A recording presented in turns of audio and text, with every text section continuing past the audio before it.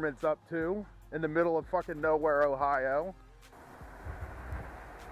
Hell yeah, bumping out here.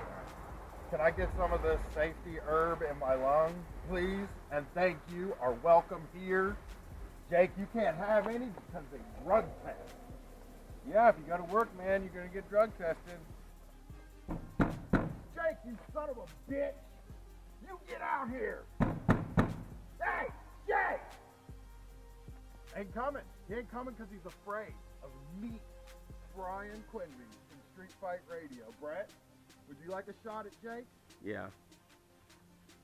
Oh, I just fell in a hole. That was Jake. That was all Jake. I think we found the ghost. Jake won't let you see your mention. He's like, don't look at your phone while you're at work, motherfucker.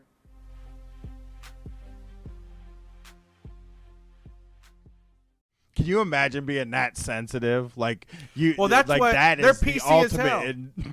Hey, you know what? This is the freest goddamn country, and it's so free that if you don't stand up, you aren't a free person. And goddamn it, boy, if you don't stand up right now, you ain't free. Because you have the freedom to do whatever you want. But I'm telling you, I have the freedom to make you feel bad for doing the freedom.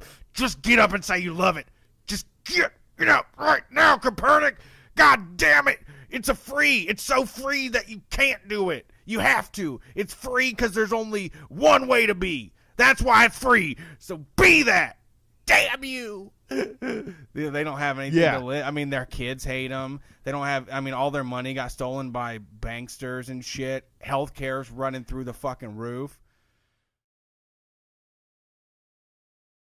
How many times have you gone into work and then looked at your boss and said, what are they doing? You ever think about the levels at a job, Brett? Of course, the people on the very bottom. What do they do? Usually clean.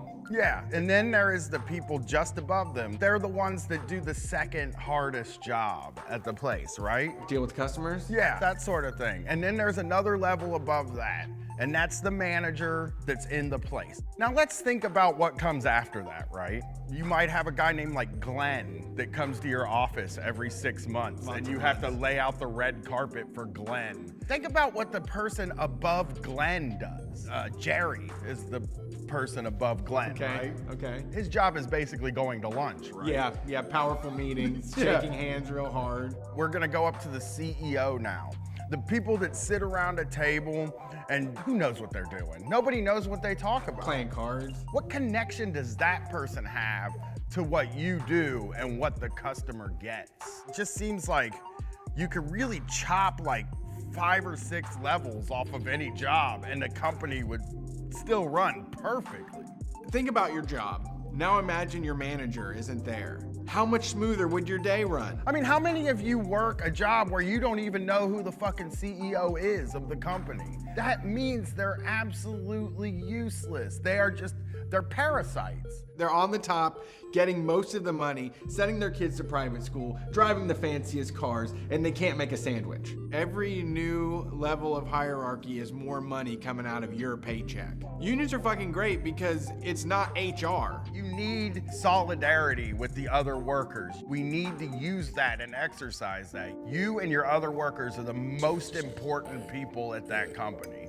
I mean, hell, the way I think about it, maybe you don't get a union at all and you just take the whole company away from the bosses, and that's called a co-op. For the almighty dollar, everyone's a slave. Cause what's the point of doing shit if you ain't getting paid? Ay. You know, you probably hear people constantly talking about this horrible thing called capitalism. I have. Yeah, you've heard that? Yes. You're like, what? How does capitalism affect me? I will tell you, it runs your entire fucking life. You've probably heard of socialism or communism. Communism! And they say, they try to control your entire life. Your whole day is taken away from you. What control do you have over your day now? Most people have to be chained to a desk for 40 hours a week, and they're not allowed to leave. When you wake up in the morning and you feel like shit and you have to wipe the sleep from your eyes and like look around and be like, why does this have to happen this early in the morning? That's a capitalism. And it controls everything, like your healthcare, your education. It all comes down to making money, but some things just don't make money. Honestly, ask yourself, how afraid are you of getting an injury and how that could possibly fuck up your life? Yeah.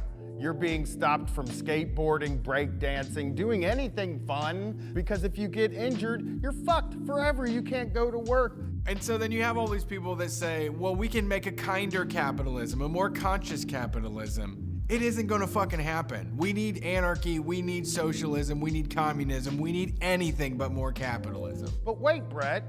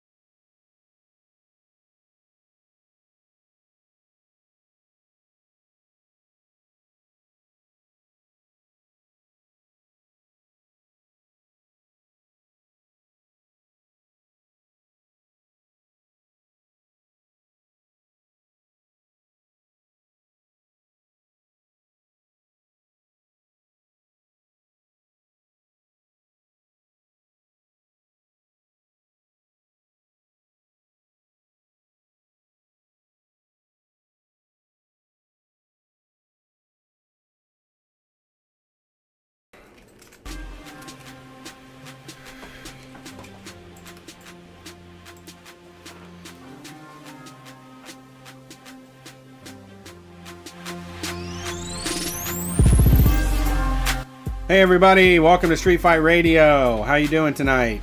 Sunday night, call-in Street Fight. We're taking your calls. The number dial is 614-655-3887. You can watch and chat along on Facebook, Twitch, Twitter, and YouTube. It's not rainstorming right now, so the internet should stay on for the whole night. If you called last week and I see your number, I got a list of everybody who got dropped. I'll move you to the front. Certainly apologize for that, and thank you for being here, even though we had that fucking stupid technical difficulty last week. If you want more of what we do, it's available at patreon.com/streetfightradio. Right now, we need submissions for the zine. The Small Business Tyrants #2 zine is mostly done, but if you head over to streetfightradio.com, at the very top there is a page that says zine submission. You'll see it right there on the menu. Click on that, and we're looking for parenting stuff right now. That's our next zine. We've got a couple of weeks to get it together. So any Street Fight parents, we'd love for you to share your knowledge with us, and some art or an article. And you know, we pay for it, so you get paid for it. If you need a little extra money and got some writing skills, consider pitching to the Street Fight zine. streetfightradio.com/zine-submission is the place to find that.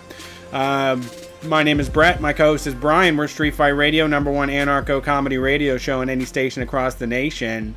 And we're chilling like a villain. Hot as hell. It is hot. I'm hot. I've been hot all day. Can't cool it down, Charlie Brown.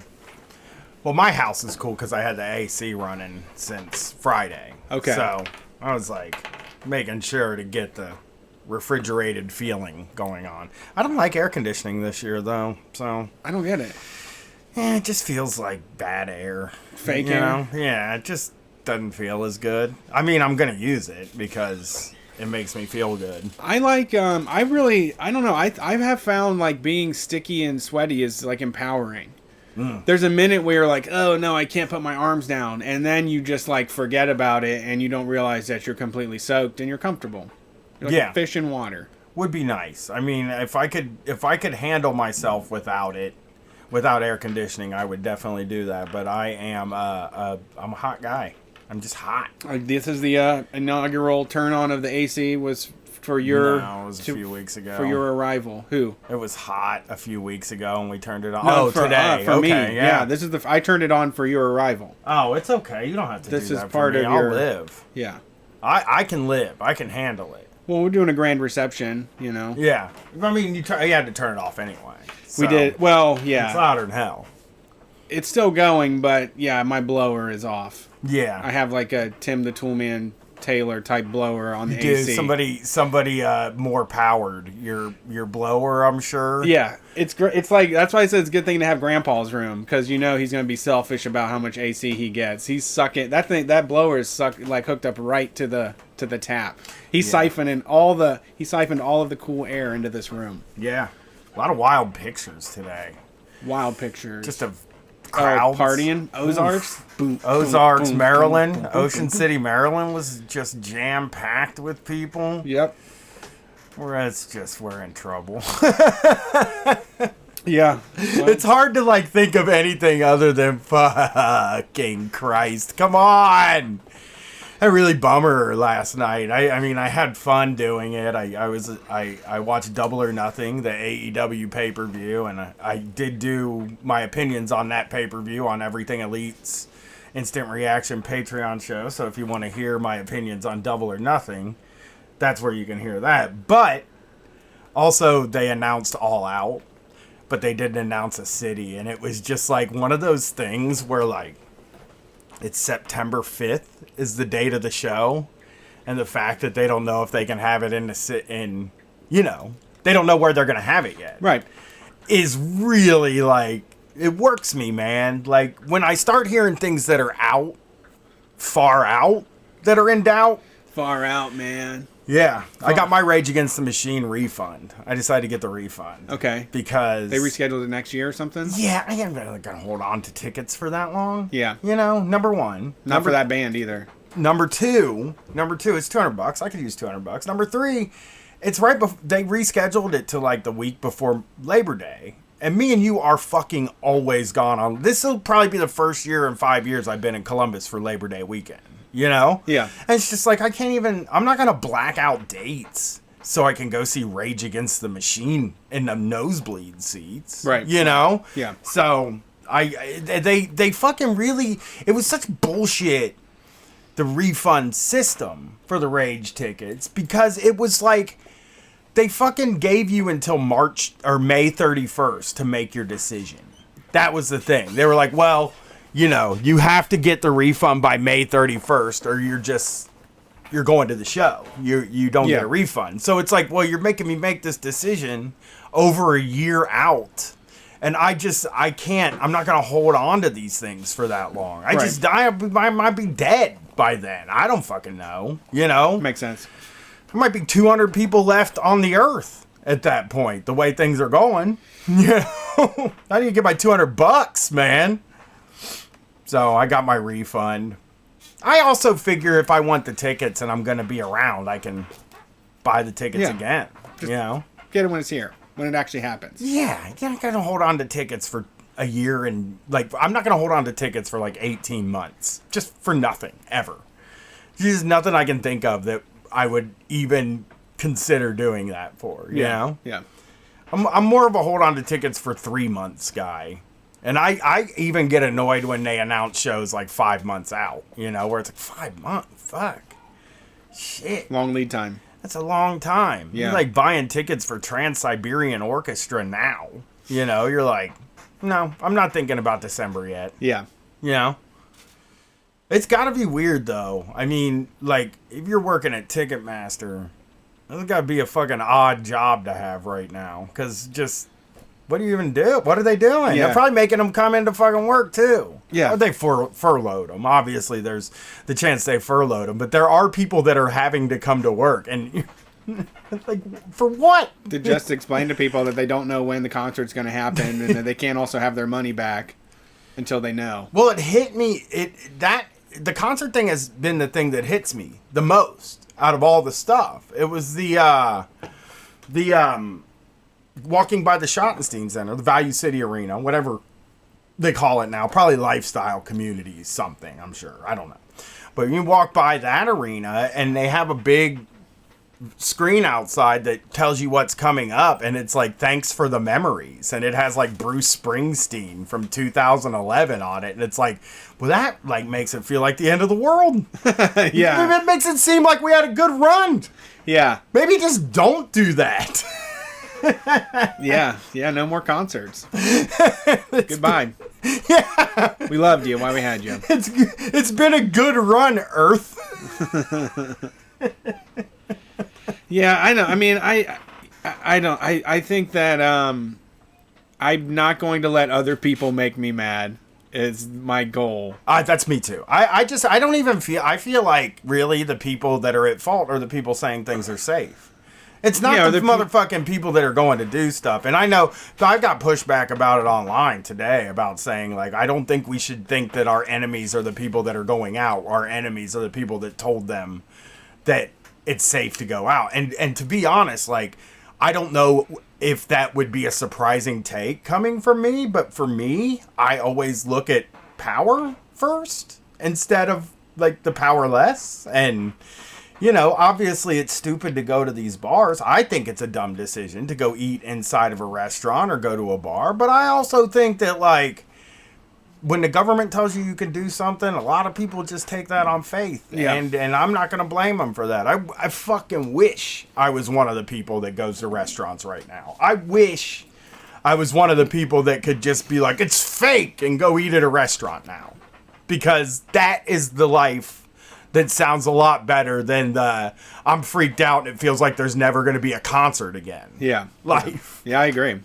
So, I'd love to take a drill to my brain and just get that happiness going. Yeah, that's what it seems like you need, though. And you really got. I was listening to my neighbors talk today, which is very fun. outstanding. It is. It's I love just, when you crack those windows while you're doing the dishes, and all of a sudden you're like, "What are they talking about out there?" yeah, I love listening to them. I like to listen to like what they're saying because they were talking about everything, and there was probably about 7 of them sitting on the porch, not social distancing at all, and they were just like, you know, I don't know, I want to take a vacation this year, and it's really driving me crazy that I can't, you know, make a vacation happen. And I'm like, it's 1 year, okay? Yeah. It's like that tweet. Somebody posted a tweet of somebody saying it's the 20. It's the I'm in my 20s and this virus is stealing my 20s away from me. And I'm like, your 20s are bullshit. They're like, I'm supposed to be discovering the world in my 20s. And I'm like, I didn't do shit in my 20s. Nothing. I didn't do fucking one thing in my 20s except for work and go to payday advance places. So everybody else is the same? Yeah, That I makes think sense. so. That doesn't I make mean, sense. your 20s are bullshit. I just think people put so much because it's like first they emphasize your teen years, where it's like you have to do all this very important stuff in your teen years. It's very important, and then in your 20s, it's like you're supposed to be fucking traveling and stuff and seeing the world, and it's like That's a lie. you can't do that. Like that's crazy people. That's who rich think people that. crap. Yeah, yes, exactly. You're going backpack. Regular ass people don't go backpacking. I'm not Right. trying to be a bummer, but you're probably not going to get to do that backpacking trip. Yeah. I'm guessing. You know? I had that same feeling too. I was kind of like, I want to make this happen. Then I was like, wait, it's $5,000? How are people doing this? Yeah. Like, I still didn't understand that, like, they weren't saving the money all themselves. Never can figure it out. Never can figure out how people were doing this stuff. You know? Yeah. I mean, there is some extreme savers that I know, but a lot of the stuff that people say they're missing out on is like drinking a case of Coors Light, you know? Which you, like, I gotta tell you, when you turn 30, people still do that shit all Oh the my time. God. That's like, all when there we pave is. the way for you, you're allowed to drink as much as you want, and we have it at the baby stores. We have baby stuff at the bars now. If you want to go throw an axe, you get a beer. If you want to go sew, you get a beer. If you want to paint some still lifes, you get a beer. You know, you are right, though. That what they're really talking about is I want to have kids, and I'm not going to be able to do anything once I have the kids. You know? I think got what you're that's... saying. I mean, the rich guy shit is true, too. There's rich people shit. But, like, I think a lot of people do get in their mind, like, I'm going to have kids when I'm 25, and my whole life's going to be over. It's like, motherfucker, you have them when you're 25 so that you get... That back end is yours. You got to remember also that, like, America breeds weekend warriors. Yeah. So a lot of these kids are actually just like college people that plan their life out so much that they're like, between 11th and 12th grade, I'm going to have promiscuous sex in a cruise or something, you know, like, and they've just decided that this is the only time in their life they can be wild. And I can guarantee they were never going to get wild. No. Because you can get wild during quarantine. I've had no problems getting wild. Yeah. I mean, you know, the thing about the quarantine is that, like, I don't think it means that you can't, like, go outside. I don't think it means you can't do anything. I think you do have to be responsible about the people that you're around. Sure, and but you have to trust the people you're around, I guess. But I think also, I mean, once again, it's people aren't dying in the middle of the streets over this thing. No. And it's very much a catastrophe in other places versus elsewhere. I mean, in Ohio, like, I don't think that having a barbecue or something with 10 people or 15 people is the same as, like, I mean, 300 people just spitting all over each other and drinking and smoking is like, I don't know. Go for it. I miss it, though. Find out. I do miss spitting all over my friends and drinking and smoking and doing all kinds of wild hard. shit. I Don't don't- you? I I don't mean, know I what- just miss it. It's I a miss moral it to hell. It's a moral conundrum to me. Like, do they have the right to go out there and do that? And it's like, no, because they're risking other people. It's like anti-vax stuff. You Yeah. start thinking about, like, there is this weird thing about, like, vaccines where it's like, yeah, you know, it does suck that you have to make people do a thing that they don't want to do, but you know what? We have to do that. Yeah. We all have to do it. Right. You know, and that's just the way that's what I've always thought about the anti-vax stuff. And it's like, you know, unfortunately, yes, we have to fucking make you do something you don't want to do, but that's good for all of us. It gives us all freedom and really isn't fucking with anything with you. Like, getting a vaccine doesn't affect you Right. in any way. You just go and get the vaccine. Sometimes I think it's just people afraid of needles. Because my motherfucking ass is like, do I need a tetanus shot? I'm not going to get one because I'm afraid of needles. I probably got tetanus out the ass, you know? Yeah. My sister-in-law just got tetanus shot. And, Because she got it, or well, she was cutting something and cut her finger and said, you know, I do a lot of arts and crafts. I might as well get a tetanus shot. And I was like, responsible. That's actually very responsible. Did she sign I up would for- have not done it. is there like a new podcast subscription box service for vaccines by mail? No, Like I you had get to one go. syringe full of tetanus in the mail. You gotta go get every the tetanus shot. every 3 months you get a new vaccine. Yeah. I mean, I think you're supposed to get that boosted, if I'm not mistaken. I love think. everything boosted. I mean, I'm saying Like when you're at the smoothie store and they're like, "You want that boosted?" And I'm like, Yeah. "Yeah, I need another scoop yes. of protein, please." I don't even know what it is. Energy Just boost powder. that shit. I want cacao. Yeah, energy powder is my favorite. Energy thing. powder is my favorite. Because Yeah. it's just like, what the fuck even is Caffeine yeah. isolate. Yeah, it's just caffeine. You're just dumping Thank you for the caffeine. They call it like the Rise and Shine powder. Yeah, and they make it sound like it's like a collection of vegetables. Yep. That makes you feel extra powerful, but it's really just they fucking isolated caffeine and dumped it in there. Yeah, it's a picture of wildflowers and it says energy boost next to it. Yeah, I love an energy boost in a smoothie. I'll take that 100% of the time. I'll take an energy boost every time. But yeah, I don't know, man. Like, we went to a park today, and as soon as we got there, I just was like, let's not go here. We turned around and fucking left. I did You know? Yeah. We pulled up, and I saw all these cars, and I was like, let's not. You know? Let's just go home. You know, it's really, if you're in Columbus, at least, safer to walk downtown at this point. Because nobody's really doing that. And nobody's down there. Yeah. It's like I Am Legend down there. And Yeah. the parks are packed. They're fucking Oh, yeah. packed with people. Yeah, I mean, that's what they're going to do. I don't know why people can't just walk on streets. Like, my wife was like, I want to go to the park. And I was like, why don't you just go walk on the street like I do? I do it all fucking time. I just go walk, you know, around the neighborhoods and stuff. Yeah. Downtown's a much better place to walk than most metro parks, to me. You know? Metro parks feel like they faked the trees to me Canned and walks? stuff. They Yeah. feel canned. Yes, they do. It feels like canned nature. Like, I wouldn't be surprised if you found out somebody was building those trees when you're not around. Just fucking taking wood and, like, nailing Yeah. it, you know? Painting it. Like, fuck this. tree I need this shit. sculptures. Yeah, yeah. At the Metro Park. You're making rocks, just making rock formations. Hey, you know, it's a rock formation. Beautiful. Cool, It's yeah. natural. Saw kids playing mini golf today, which not as many as I would have thought, so that was okay. Mini golf where? They had a mini golf course that we drove by. Again, I'm not going anywhere or doing anything because I'm not fucking nuts. You know? I had to go to pick up food yesterday, and I did not enjoy it because nobody was wearing a mask. The rule was if you were up from your table, you needed to be wearing a mask. But many people were breaking that rule Here, because they're drunk. And you can't depend on drunk people to do the right fucking thing. That's why we have to close these fucking bars. dude, everybody is so afraid of like enforcing the rules. I would be too. Here's the fucking thing, dude. If I was a minimum wage worker at a bar, I would also be afraid to enforce the rules. And here's one reason. There are some people, you know, there was a post yesterday by this woman that said the town dropped 2 masks off on her porch and she threw them in the trash to prove a point. And it's like, I don't want to get tangled up in Yeah. that lady's fucking world, Yeah. you know? There's been a lot of people like, fuck you, you know, just like ready to explode as soon as someone says something about it. Yeah, I don't want to tangle up in their fucking world. It sucks, and I feel bad for the people that have to deal with it. That's true. And that's once again living triumphantly like through life. Like everybody's a loser and an idiot to them. They're having steaks all to themselves at the place, and anyone that tells them to follow the guidelines, they get to yell about the Constitution and then go online and brag about it on Facebook. Yeah, my wife has 2.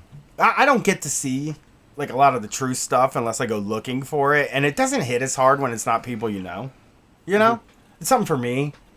Like bad opinions hit harder when I know the person. Yeah, because you can have the full picture and like what kind of monstrosity this spewed out of. Yeah, I can't get high off of bad opinions from strangers. It's just too hard now. Yeah, I you need- desensitize myself. I agree. You need context. I see some wild ass post by somebody. I'm like, I mean, they're probably always like that. I mean, Yeah, I don't know. I don't know who, but like my wife has 2 people on her feed that she knows that are truthers, and I'm getting high off of her. Like I'm getting secondhand high, Sure. off of my wife. She told me a guy that incidentally we both know, a guy I used to work with, Nazi, real idiot. I mean, just as dumb as they come, but also believes he's the smartest man he knows. Sure. Smartest man in the world, which is a good combination for comedy, but not in real life. And this dude is like, and this dude was at a restaurant yesterday without a mask, bragging because he's like, "There's nobody else here. What a bunch of fucking idiots!" And it's like, oh my god. And when you get it, I'm gonna fucking be there to laugh about that. And he is one of these guys. Like my wife has like tangentially, my wife has a lot of people in her orbit that don't believe anything if it's the official statement, right? Like, so if the government says that coronavirus is bad, it's automatic that coronavirus is not that bad. You know what I mean? If the government says there's UFOs, there's automatically not UFOs. It's like, why would the government say that? You know what I mean? And they like just disagree with like whatever the official mainstream opinion is on everything. And they don't think that's a form of bias. They think that's like seeing through the lies and the bullshit. You know? Yeah. It's like a lot of the flat earthers are like that too, where it's just like, it's flat because they said it's round. well, yeah, I mean, there's a million reasons not to trust the government. Yes. But they come up. Sorry, real belchy right now. They come up with really rude, racist, ugly, asshole-ish ways to explain government corruption. Yeah. You know, like they will believe, you know, they'll believe that I don't know, they're just horrible people. Well, they are the I know, enemy. the They're worst. assholes. They're the enemy. They are. Like, I mean, those it's hard people, to- I want to be clear about that I like too. your Jesus attitude about Father, please forgive them for they know not what they do. But like, Those people I hate, though. Yeah. Here's the truth. I hate those people. Sure. What I'm saying is, I live in a very lib part of town, right? Like, I would assume that most of the people in my neighborhood have left sympathies, I guess, or believe that they're left, right? Like, they believe that, you know, I'm a Democrat, you know, I'm about as left as it gets. Sure. You know, Which means- they're those types of people, and they're still going out. And I just feel like those are people that trust Mike DeWine, and they feel like Mike DeWine's got their best interest at heart because Mike DeWine locked things down, and like that he wouldn't open bowling alleys if it wasn't okay to go bowling. You know what I mean? Right. And that's why I think a lot of those people are going out. Like a lot of people in like button up pink shirt, like dudes in pink shirts and like khaki shorts and stuff. They're going out because the government told them it's fucking okay to go out. And they're drinking White Claws. The government said it's okay to drink White Claws right now. Government's fucking cool with it. You know? They'll just give you some of that chloroquine or whatever that stuff's called, and everything's gonna be fine. You know? And they believe that. And I mean, like, it's stupid to believe it. And it shows a lack of like trying to become informed about something. And it also shows that they didn't source their information to a doctor. They sourced it to a politician, which is very stupid, you know? But, you know, we're raised to believe this shit. You know, Yeah, we're absolutely. raised to believe in these people, and we're raised to believe that we are in charge of them, not Right. they are in charge of us. And it's like, why would the people we're in charge of do that to us? It's like, because they hate us and they want us all dead. That's Yeah. why. Pretty much. But I don't know. I just, it's hard for me to get mad at a regular ass person who's going to do stuff. Also, just as a selfish human being myself, I identify a lot with selfish people. Sure. And I identify with the idea that, like, I have been locked up since March. I have to get out and I have to be around people. And like, I think a different version of me, maybe 5 years ago, would have been that way. Not five. Five's wrong. 10 years ago. 6 years ago. 6 to 7 years ago, Brian would have gone out and wouldn't have believed it. During the show? Cable Guy Brian wouldn't. Okay, just Yeah, say Cable you don't Guy realize Brian. how long we've been doing this. Okay. Yeah, that's true. So Cable Guy Brian would have gone out. You know what I mean? And Cable Guy Brian's not too far off from when we started the show like 3 months after Cable Guy Brian. You know what I mean? And like there was a real hard left turn there. Like it was like a fucking, you know? And like the version of me before that just, I'm telling you, dude, I would have been so selfish that I would have just gone out and been like, it's not going to happen to me. It's happening to other people. You know? Yeah. Again, you feel like you're simultaneously the main character in life and then not important enough to have something bad happen to you. You know what I mean? Like, I'm not important enough to get killed in 9/11. So I'm not important enough to get killed in a plane crash. I'm not important, you know what I mean? Like, I'm not important enough for any of that stuff. But everybody else in those situations also felt I'm not important enough to get killed in 9/11. You know? And coronavirus is sort of that same thing. It's like, I think a lot of people are sitting around being like, well, who the fuck am I? I'm nobody. You know? I don't hang out with anybody. I don't travel. You know? I'm not important enough to die of coronavirus. The fact is, though, we all are. It happens. And it doesn't take you being important to have something like that happen. Actually, takes you being less important to have something like that happen. But a lot of us have a really hard time understanding our place in the world. You know what I mean? Does that make sense? Yeah, I understand. Like, it's very hard for you to understand who you are in the narrative of the planet. And, like, a lot of times we make ourselves the main character, and other times we make ourselves extras. And we just make ourselves extras, and we feel safe in that anonymity of being one of the extras on the planet. Yeah. You know? Yeah, makes sense. That's how I have that Zen attitude towards it, because I feel like I can see in their heads what's happening, and I feel for them, and I wish they fucking wouldn't do it, but I just knew that when things started opening, it just felt like people were gonna go. Yeah. I just knew people were gonna go, and I knew it wasn't gonna be the Chuds. The Chuds don't go do anything. The Chuds go to Menards. The Chuds go to fucking Walmart. The Chuds don't go to Standard Hall. The Chuds don't go to the fucking bars and the restaurants. They're not doing that. Yeah. You know? I did drive by Menards and it was packed, and my wife was like, "Well, people are working on their house," and I'm like, "Cut it out!" Yeah. But we can get these calls, man. Yeah. I don't know. I just was, I'm I'm talking shit. Yeah, I don't know. I'm growing tired of it already. I don't know how much I can keep talking about it. Well, Like, I don't know if I care either way. I just am at this point give up. Like you said, I mean, and I am anonymous in all of this. There's nothing I can do to make a fucking change. Mm-hmm. And they're not going to listen to me. They have guns. They will fucking kill me if I tell that's them. the other fucking thing. They got all the guns. The government has all the guns. Can't do anything. Right. Ready? You ask them to print more money. They got the money printer too. That's the other problem. All right, yeah, I'm ready. Thanks for calling Street Fight. Who are we talking to tonight? Hey, this is Mike Delvaca. How's it going, Mike? What's up, Mike? Hey, going pretty good.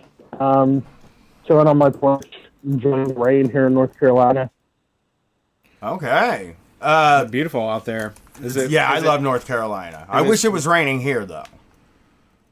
Yeah, I'm super lucky because I used to be in Raleigh, and now I'm kind of out of the middle of fucking nowhere. So, luckily, once this whole plague thing hit, I was out of town. So, I am thinking isolated here. about going to a remote place as like a trip. Yeah. To just go out in the fucking woods where there's nobody and I'm making my own stuff and I feel like that's safe. You know? Uh-huh. As safe as it gets. I think people in the really woods not got that- it figured out. I don't know. I don't think it's that unsafe to go fucking to a cabin and go have food. That's what I was saying. I mean, you went to like 4 drive-thrus in a day, so yeah. I mean, it's about the same. True.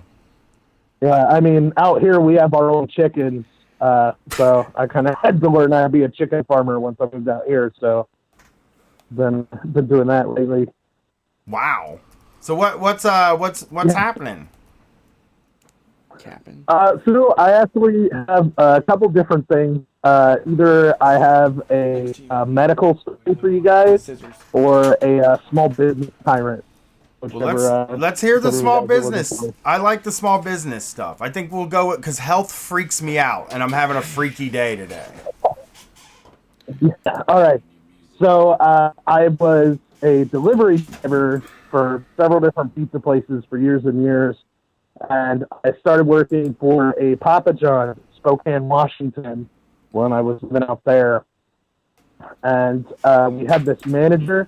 His name was Derek. Probably, late 30s, early 40s. He was like covered in tribal tats, bleach blonde hair, wore the visor, but like upside down because he didn't want to fuck up his hair every day. Wow, that's a great look. Oh yeah. So he had moved there from Idaho with his wife because he was best friends with the guy who owned the place.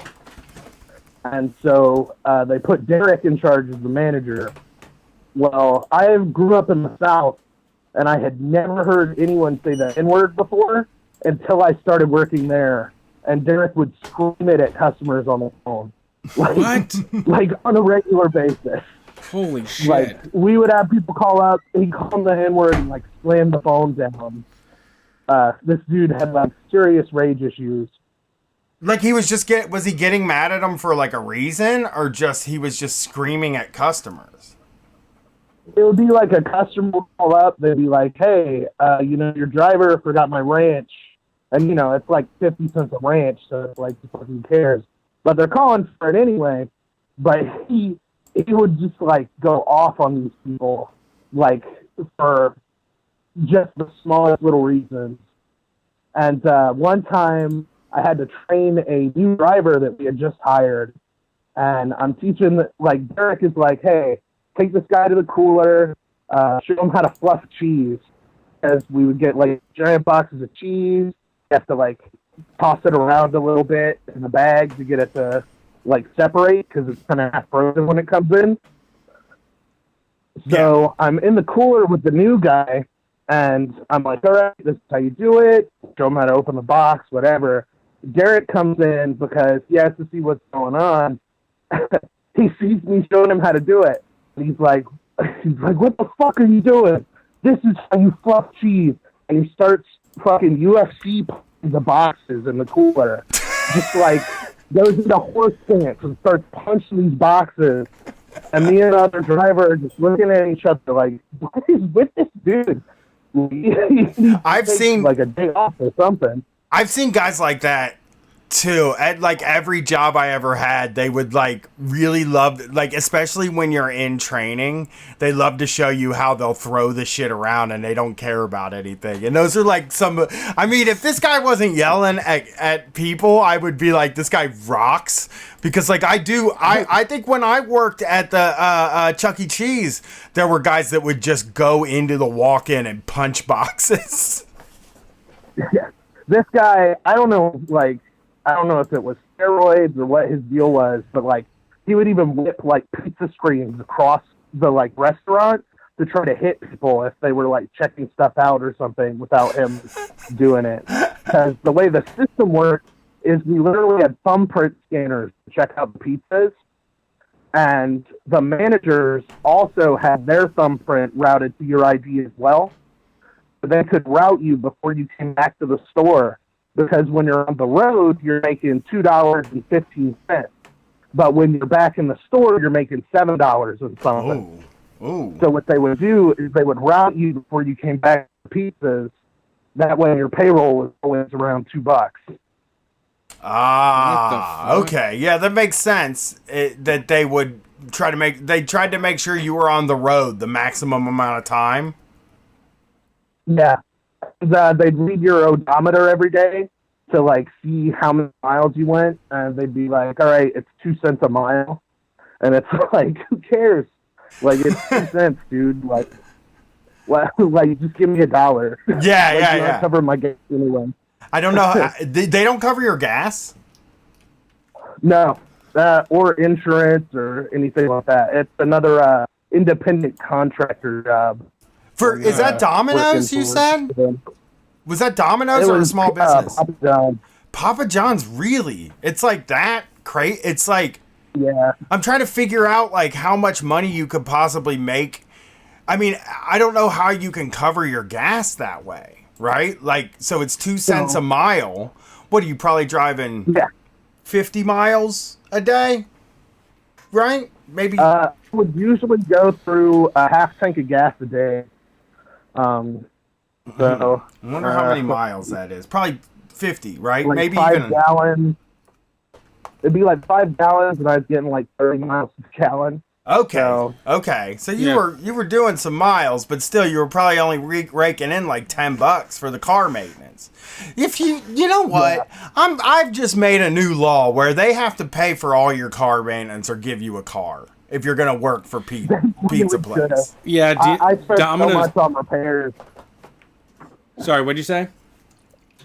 I said I spent so much on car maintenance working delivery. Yeah, Pizza Hut delivery, Pizza delivery was the original like Uber fuck you over deal, where they're like, oh my god, I get all this money in cash, and then it's like, well, you have to pay a whole bunch of taxes on it later in the year, and you're running your vehicle into the fucking ground and not being compensated for it. Yeah, and the cars always are such, and I mean, like, once you do it for a while, your car's in such shit shape. I mean, I've never seen a pizza delivery car that didn't look bad. You know, my dad used to always warn me against it for years because I did talk about like delivering pizzas as a side job when I was a cable guy. He's like, don't do it, it'll fuck your car up. And I guess he was right. My wife was a driver for a long time. There's also some positives to it, though, because you make a lot of cash. So a lot of that, like that, you don't have to claim on your taxes. Right. I mean, you do, but you don't. Of course. So, like, you could stock up your cash tip, which is what I would do. And usually I'd make, $300, $400 a night in tips. Okay. That's okay. Good. Yeah. And in Washington, they had legal weed, too, so a lot of people would tip with that, which was nice. That's nice. That's dope. That's nice. Yeah. We did we watched an Undercover Boss episode in Columbus where a guy was delivering on campus, and he said he did get a lot of weed, that's nice to get a little bit of weed. And the thing about pizza delivery guys is, I mean, they all smoke weed. Yeah, I challenge anyone to tell me, like, find me one who doesn't. Yeah. Like, we had it like in a box behind the cheese in the fridge, just so that we could all break it out at the end of the night. Yeah, because it always feels like if you work making food, you're probably also smoke weed. You know, like it just feels like people in food service. I mean, when I worked in food service, was the most drugs I ever used in my life was when I was working in food service. Yeah. I have a culinary degree, so that was shoot. Yeah. It's funny because if they tried to drug test restaurant workers, it would be disastrous, right? Like, are there any restaurants that drug test? There's a couple, but they're like they're things like Chick-fil-A or like let's see, what's the other one that did it to me? Carrabba's. drug tested me. Carrabba's is like that? Yeah. Which is funny because everyone there was stoned when I was working there, but they tested us before we could start working. Yeah. Oh shit! Yeah, Darden drug tests, and Darden owns like a shit ton of restaurants. Like, don't they own? They own like Red Lobster and all kinds of shit, Yeah. man. And they drug test. Man, that is like so unfair. You know, it's so unfair. You just. And your best cooks are going to be stoned when they're cooking. That's just a fact. I mean, shouldn't there be... I really feel like there should be some kind of a cap, a salary amount that you're... Like, you should have to make a certain amount of money before they're allowed to drug test you. No. Does that make sense? No, it doesn't. Like, you should have a to... certain number of lives in your hand or something. Yeah. Like traffic controllers, something like that, I get it, but... Like, they shouldn't drug test anybody, but you shouldn't be allowed to drug test anybody to make minimum wage. Like, you shouldn't be allowed to drug test anybody. It should be illegal to drug test anybody making under a living wage. That is the law, baby. That's it. And you shouldn't be allowed to drug test people for a living wage either. You shouldn't be allowed to do that. I'm not saying drug testing should be legal, but they should definitely be illegal for jobs like restaurant jobs that are going to pay you probably, $9-10 an hour, Honestly, any service industry job is something that you pretty much have to get stoned before you go in. Most of the time. That's how I always felt. Oh my God. The people are the worst. You do cooking? Yeah, I was a cook at a Hilton for a long time. Yeah. Well, thanks for calling in, Mike. I appreciate it. Yeah, thanks for having me. Oh, have a good night. Peace. Man, that shit is, it's wild. It's, that shit is wild because it's like, the fucking punching thing and that thing. I've been through that 100 times.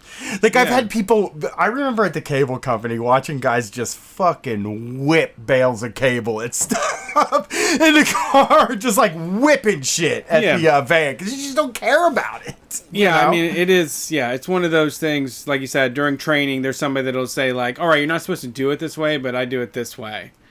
And it just lets you know what the environment is. I had somebody at All-Star Cafe where, like, if you ever get mad, you can just take an onion and throw it against the wall as hard as you want, like this, and then demonstrate it. But the thing is, it is a maddening job. Like, I would never begrudge the guy that goes outside and, like, punches something in order to get himself back together. I mean, it's toxic masculinity, yes, but it is also just, like... effective. It makes you... Sometimes, dude, I've punched things... I'm not a puncher, necessarily. I've never broken my hand punch. Jason's a puncher. Not anymore, though. You don't punch anymore, but you did. Growing up, you punched the wall when you got mad. Yeah. I knew another guy that punched...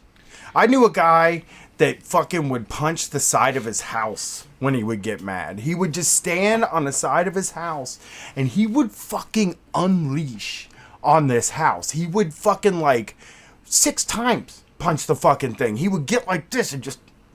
as hard as he could. There were dents in the house, and it was just like, you gotta learn how to like handle you gotta this. find something else. Yeah, this is not the way to handle something like this. Let's get this next call in. Yeah, so Darden, by the way, if you are a manager in training, or if you get an internal promotion, you have to take a drug test. I never heard of that. Yeah. Fuck that. Internal promotion, drug test within Like, 48 hours. All right, well, let's just make sure you're all fit for the job. We love who you are as a person, but we need to know what you do in your personal time. Wow. I want to know, like, yeah. Thanks for calling Street Fight. Who are we talking to tonight? Hi, am I on? Yeah. Yup. Hi, what's up? This is Jay. What's up, Jay? How you doing tonight? I'm good. I'm from the Pittsburgh area. Boy, I have thought of a lot of things to talk about, but it is like being on the phone with celebrities. I was listening to the John Hagee Holy Boys episode where, Brian, you were talking about like that parasocial feeling of celebrity being on tour with Tom that you said was like, oh, from online and on the podcast. But that's how I feel with you guys, and I know that from your position, you don't feel like that at all. You feel like normal dudes like the rest of us, but it's weird because I've been listening, for so long and like watching the stuff on the Patreon. I'm just like, oh, fuck, it's those guys from the good stuff. Thank you. I appreciate it. You don't have to worry about us. We're probably more normal than most. You're so real and approachable and stuff. Because I don't know, if I were walking around the street and I saw Tom Cruise, I would be like, oh, God, he's real. Ew. I got scared one time standing like 5 feet from Bill Burr, and I had to run out of the mall. Like, I was so into this dude, and I saw him perform, and then he walked out, and he was standing there to get signatures. You know what I mean? Like, he was going to sign stuff for people. He was standing out there to talk to people, and I got like 5 feet from him, and I was like, I can't do it, and I ran out of the mall. Is it that you cared about Bill Burr and you're just like, oh, I admire this guy, and that makes it intimidating?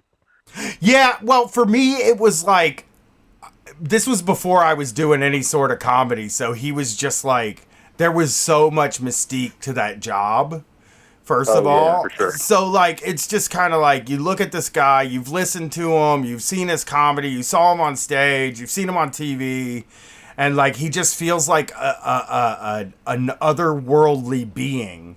I mean, if I met him now, I would be able to talk to him and stuff. Like when we met Patton, I wasn't a fucking weirdo, but like, I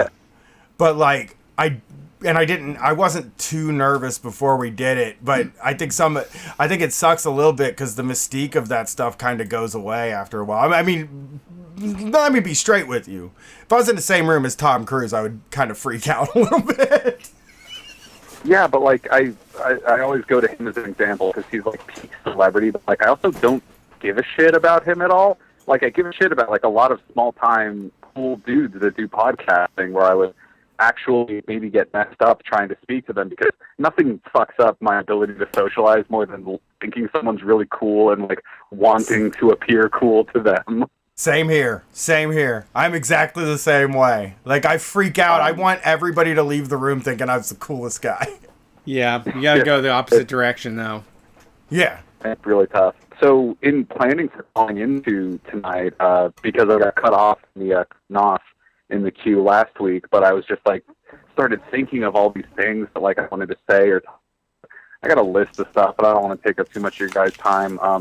One thing I did want to do at the beginning was shout out Champagne Pocky from the last Basement episode. I was really surprised at that name again because I knew him like a couple years ago on Tumblr, bought some stickers from him, and I was just like, oh, shit. And now he's, writing into Street Fight. Small world. How about that? That's awesome. You bought what from him?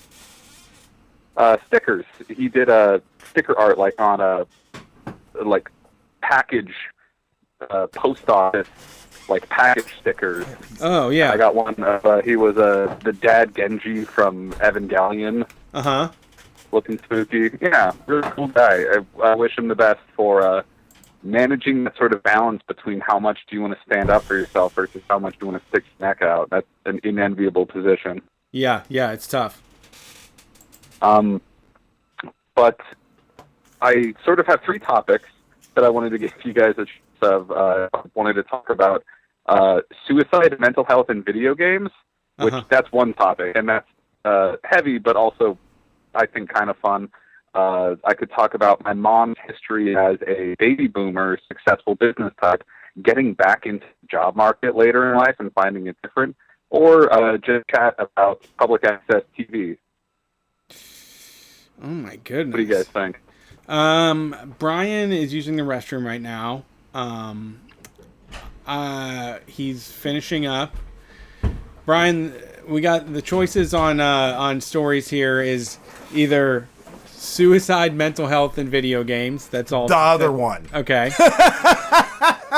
I thought that is pretty heavy, and he said he didn't want something too heavy. And then the other one is boomer parents trying to get a job nowadays. Oh yeah, I like that because I'm kind of seeing the same thing happen with my in-laws. All right, let's go with that. Okay, great. So, well, I don't want to spill too much of her beans. My mom is very private. She's not on social media or anything. But it was interesting to see her sort of enter the job market in the last couple of years because she is a fantastic woman, super passionate about gardening and botany and all this stuff. And she had like a 30-odd year, really successful career in corporate finance law stuff, where she was doing stuff for like mergers. Okay. I don't exactly know what it is, and it's one of the most deeply money-poisoned lines of work to be in, and she hated it. She couldn't stand it. She had been at the point in her life where she wanted to support the family, and you go chasing the money and stuff, and to this day she tells me, don't you ever chase the money. That'll fuck you up. She really hated her career in corporate finance law, and just in the last couple of years has been like winding that down to be retired now, but looking into doing more of her passion project, which is about gardening and growing stuff, because she's been doing that behind the scenes, as long as I've been alive. Like, that's just her hobby, and she's grown some incredible stuff out in the garden and everything. And so she goes around to look for entry-level positions with no formal experience, like doing any sort of growing farm work, this or that, anything. And she's messaging all types of conservatories and botanical gardens and greenhouses and like local farms and stuff. And it's just been having such a hard time with it. First off, one of the first stories was she printed out her resume and drove out like a 2-minute drive out to one of these farms to the manager and apply for a job. And they told her, of course, like, oh, we don't do any of that. You're going to have to apply online. Oh. And so she has to take her resume and drive all the way back. And it's like, oh, you can't. And I found out about it. And I'm like, oh, damn, Mom, I wish I told you. Like, that's not how any of this works anymore. Right. I am actually like late Gen X, early millennial. And like, I was taught that way. Like everything I was taught in high school about how to get a job has been 100% nullified since I've been an adult. Yeah. Like all of it, the resume, gone, all this stuff. The resume is totally different now. When I was deciding whether to do Street Fight or get a real job after college, in 2015, like I didn't know the first thing about figuring it out. I actually had to go to what they at Ohio State they call it the Success Center that you go to, and they give you like career counseling and shit. But they didn't do anything for me. They like were just like, you ought to make a good resume. That's the first place I would start. And I'm like, well, I appreciate that. I don't know how to do it. But what she did is what they told me to do. When I was in high school, they said, if you want to get a job, you go to the place, you say, may I have a job application, please? They give you the job application. You always fill it out there. You never leave. And you go dressed as though you're interviewing. Yep. You hand in the application. Everything has to be perfect punctuation on the application. And you really do.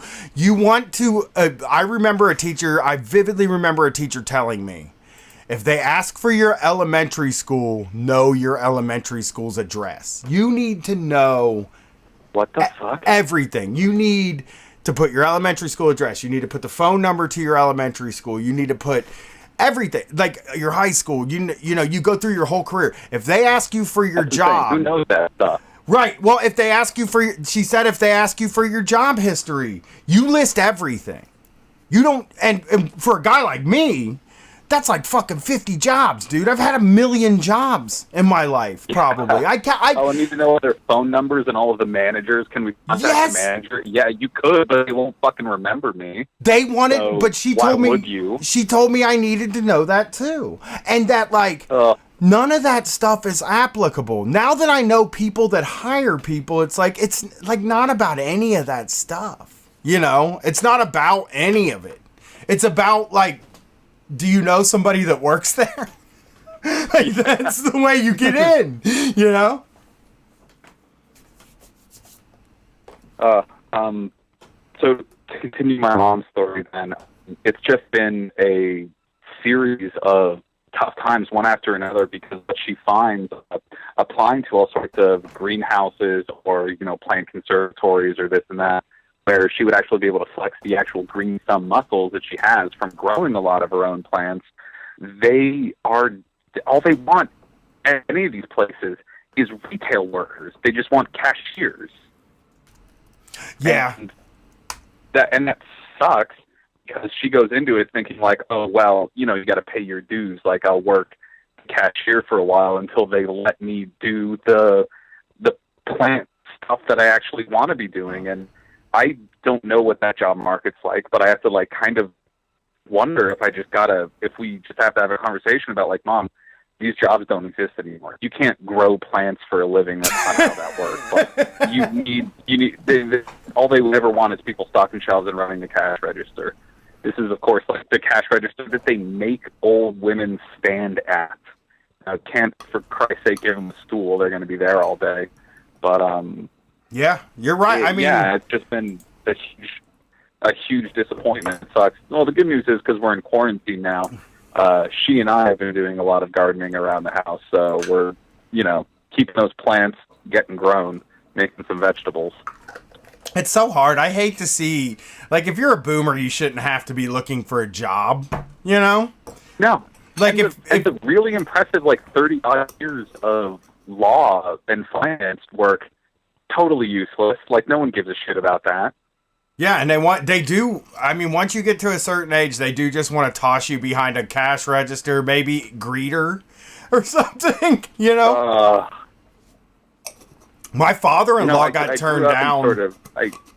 I grew up into sort of a teen in, like, the Walmart age when, like, there were jokes about the greeter, but just, like, even to remember, like, that time in retail, like, that is the most dismal thing, the fact that they would just have old people being the greeters. They still do. I think when you go in there, they still have somebody standing there Really? saying... Well, I haven't been. I haven't either in a very long time. But yeah, my father-in-law tried to get a job at Home Depot, and they turned his ass down. And the guy, you know, he's done a lot of shit. He knows about tools and stuff. And they need help. They have help wanted signs outside. The craziest thing, too, is, like, that is honestly... Cashiers that don't give a fuck about what you're doing, like, are not going to be there very long. If you hire somebody that's, like... passionate about plants and stuff. I have a boomer ass person in my family that believes America it gives you all these opportunities even though they don't have any. But like they will take any job they can get and immediately are like on board. They will tell you all about it and they are like 100% dedicated, you know. My stepdad was like that. He just died this year, but well, they feel good about doing it. I can't tell them not to feel good about it. That's how I felt Agreed. too. I know, but it's like they also I also think they should be rewarded. Like if somebody really gives a shit about fresh produce and wants to drive around and look at all the produce and do quality control or something, like fucking great. We need somebody to do that, I guess. You know, there's like positions that people can take that we all need. You know, this is the essential worker conversation. It includes all cashiers. You know, like we love transactions. We're realizing that transactions is the only thing that matters. Oh God, I mean that's really what it is. Like a lot of the people that want to go out really do just want to go do transactions. They don't even want to go to the bar. They just want to go to a store and buy a thing. I'm glad that I'm not one of the like transaction lifestyle obsessed people. Like things are loosening up in Pennsylvania as well, and that brings up a conversation where I'm just like talking to my friends. They're like, do we want to try to meet up, like Dungeons and Dragons together in person again? Like because it's miserable being out here, and I mean I also go over there to hook up with one of those dudes, and like you guys got wives and stuff. But like when you're without the sexual hookup or something, there's also just that skin hunger. You know, like you do not have like affectionate skin contact with another. Sorry, I'm going off in a different direction. No, it's fine. It's your love language. Please express it. You know, it is. You're just like you get the skin hunger. You just like you want to touch some flanks. Or whatever people have. Yeah, it's been so long. You sound like a real professional. Hey, you know, I know the feeling. Well, thanks for calling in. We got to get to more callers, but good luck on the job search. Do you mind if I plug something? Yes. No, we don't mind if you plug something. He's down the middle, really. I do a lot of work with, well, not so much recently, but with my local public access TV station, Bethel Park TV. That they are on YouTube. Go look them up on YouTube, Bethel Park TV specifically. A show called Dead and Buried Treasures is a Chiller Theater horror hosting thing done by a really like cool dude who does a whole pirate themed thing. It's a lot of fun. I'm trying to do a similar show to his where I'm a space alien sometime in the future. But if you want to watch some goofy stuff, if you want to binge watch like some old movies and a guy being a wacky pirate host, look up Dead and Buried Treasures on YouTube. That's my plug. Thanks for calling, buddy. Thanks. All right, keep doing it, guys. Thank you. So I have a few. I have some information for you, Brett. Okay. Kohl's, no drug test. Okay. Marshall's, drug test. Marshall's. Yes. Marshall's does a drug test. I'm trying to calculate why. Whole Foods? Is it Steeler? Do they think that more Steelers will, like, druggies will come and steal from Marshalls over Kohl's? I mean, people who do drugs cannot resist stealing closeout deals. It's just the way it is. Yeah. Gwen was showing me pictures of people standing in line for Marshalls. Yeah. On the first day opening, we were cracking up, man. But, okay. Whole Foods? What do you think? Drug test. No drug test. Okay. No drug test at Whole Foods. All right. Here we go. I'm not going to do Papa John's because we just talked about Papa John's. Bed Bath & Beyond. What do you think about Bed Bath & Beyond? Drug test? Yes. Yeah. Bed Bath & Beyond, drug test. I'm trying to think of places to go check and see if they drug test because I'm curious now of like what sort of service jobs drug test. I think it's interesting. Marshalls. What do they want it? Yeah, Bed Bath & Beyond and Marshalls, they want like a more professional atmosphere. We don't want like somebody coming in all zooted and playing with all the Beyond stuff. Well, you know, the other thing about drug testing that we know is that they're only testing for weed. There's nothing else shows up. Yeah. Unless you did it the night before. So we're really talking about Bed Bath & Beyond doesn't want to hire people that smoke weed. I'll think of more places. All right. I like this little bit here. You find out a place's drug test. All right. Thanks for calling Street Fight. Who are we talking to? Oh, hey. It's me, isn't it? I think it's you, yes. Okay, that's good. That's good. This is Matt from Pittsburgh. I called in like over a year ago after the Tree of Life shooting, and I met y'all at the PSA abortion fundraiser thing over here. Oh, okay. Yeah, I remember that. Yeah, that was super cool. I even brought my one friend who's, not a, socialist or anarchist or anything, and she was really into it because she's passionate about abortion. So that was cool. That's awesome. Yeah, so I tried to call in last week. I usually, I'm just a listener usually, but I graduated grad school last week, so I thought I would, celebrate with the Street Fight Boys. Nice. Yeah. You want to answer a question real quick? Sure. All right, you and Brett up against it right now. Does Pacific Sunwear drug test? Pacific Sunwear. Shit. Do they drug test? I feel like this is a trick question. Yeah, it's Like, just so- I'm trying to figure out if PacSun drug tests. What is your answer, Brett? My thoughts are that they sell a stoner type of brand anyways, and that the higher ups would be nervous about the employees bringing that in. I'm going to say they do drug tests. Okay, do they drug test? Caller.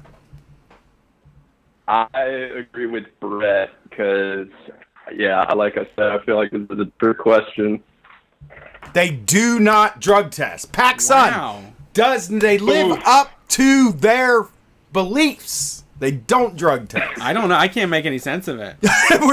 We'll figure this out. Wow. I'm sorry. There's no ethical consumption.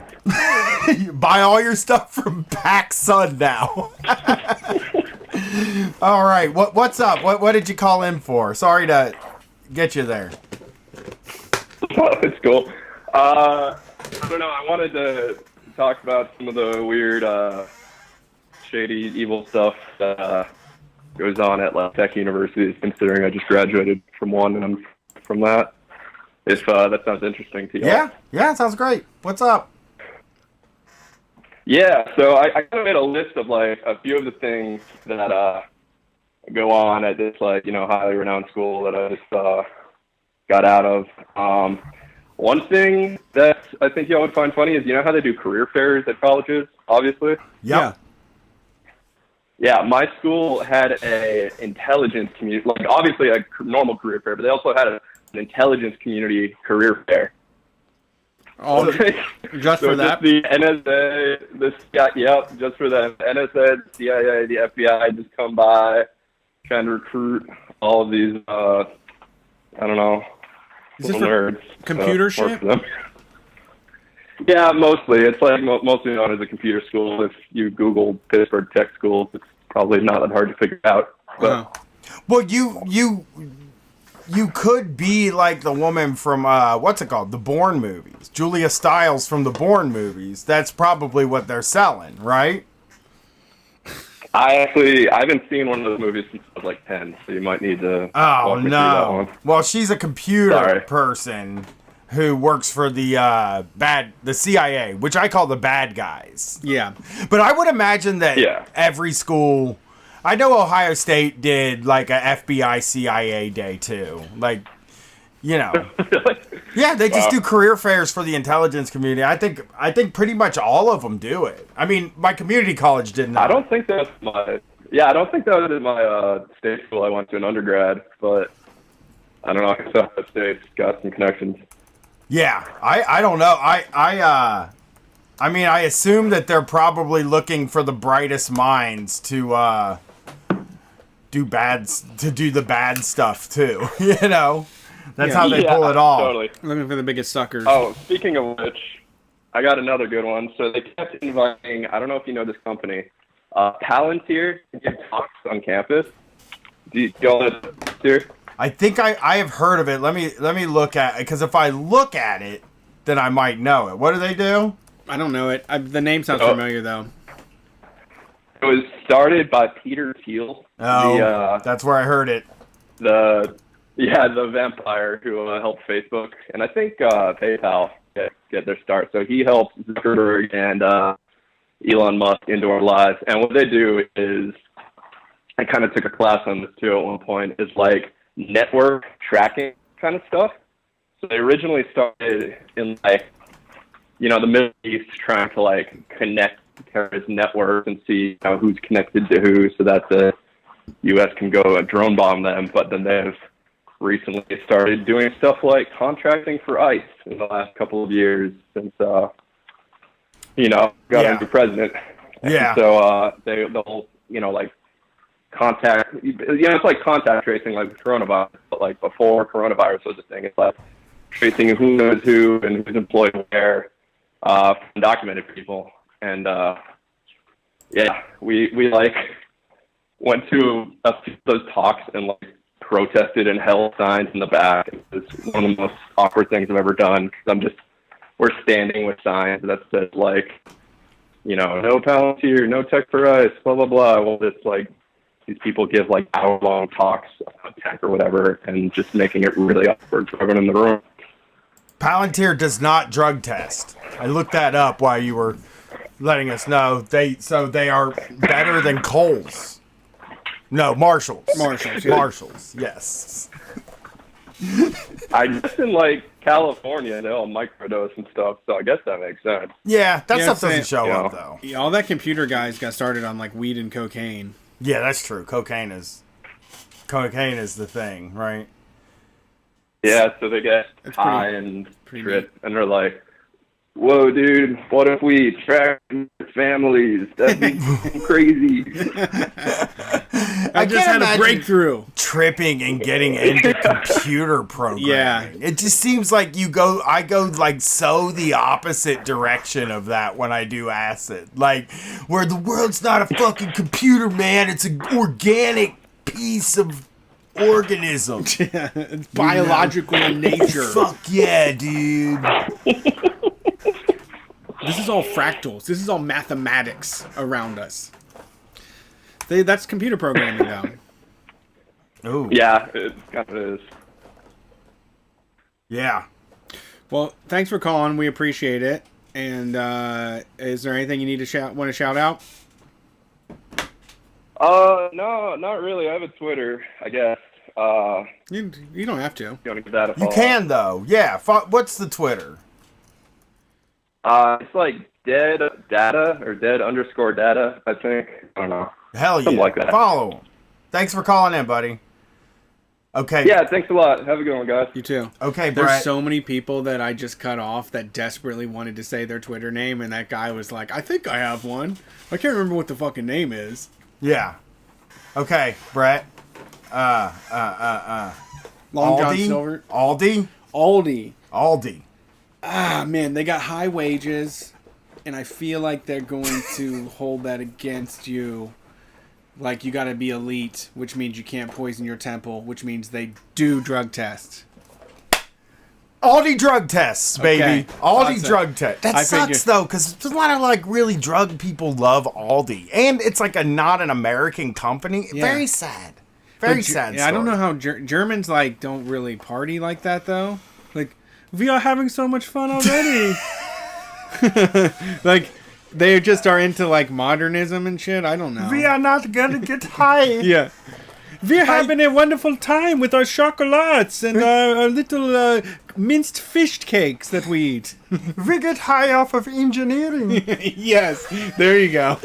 I get high off of engineering discoveries. Instead of smoking a marijuana cigarette, I built myself a synthesizer and made music. Sorry, German. Sorry, Germans. You're all weird to us, though. Yeah, it's like, whatever. It Everybody's happens. weird. Everybody's weird in their own way. It is. But what about Lidl? Let me see. Lidl is the Aldi competitor. LIDL. LIDL. Does little drug tests. Looks like... I heard there were so many, like, beatniks and, like, scumbags in Germany, though. Yes, urine test. Yes. Yuck. Yep. Hey. It's a urine test. Somebody sucks the urine out of your penis, and then puts it in a cup. They should have to taste it to get it. If you want to do a drug test, you take a drink of my pee, and then you fucking tell me if there's drugs in it. Because Okay. it's not fair. It seems like bullshit that you get to use a fucking thing, and I don't get to. There's no benefit to this. for me. Yeah. Other than a job, which is like, that's not really a benefit. You know what I mean? Yeah, and then the drug tester gets all those methamphetamines that I was going to re-drink for myself. Yeah, yeah. Oh. It's totally unfair. All right, next one. Thanks for calling Street Fight. Who are we talking to tonight? Yo, what's good? It's your boy Kush Waffles. How goes it? Oh, hey, Kush Waffles. Want to start off with saying thank you for letting me know about all these drug testing, because I was about to apply there for a job. So, yeah, I ain't gonna apply there. Wouldn't trust. I'm looking at Indeed.com. You can search any place, do they drug test, and Indeed will answer that question. But they did say here's the ironic thing about the Aldi's that's near me. There's one over in like Okemos near like our like Walmart that's out there. The one that I'm not gonna go with it, but basically there's one out in Okemos near me, and I'm thinking, hey, wait a minute. If you're hiring from like the people around here, assuming you are, they're not going to be able to hire anybody, because I know these motherfuckers. Because like all the like townhouses around here, at least a dozen of them have like known weed dealers in them. So yeah, I don't think this is going to work out unless you plan on having people commute all the way from Lansing. But that's just me. They love to get you. You know, it's just one of the. I mean.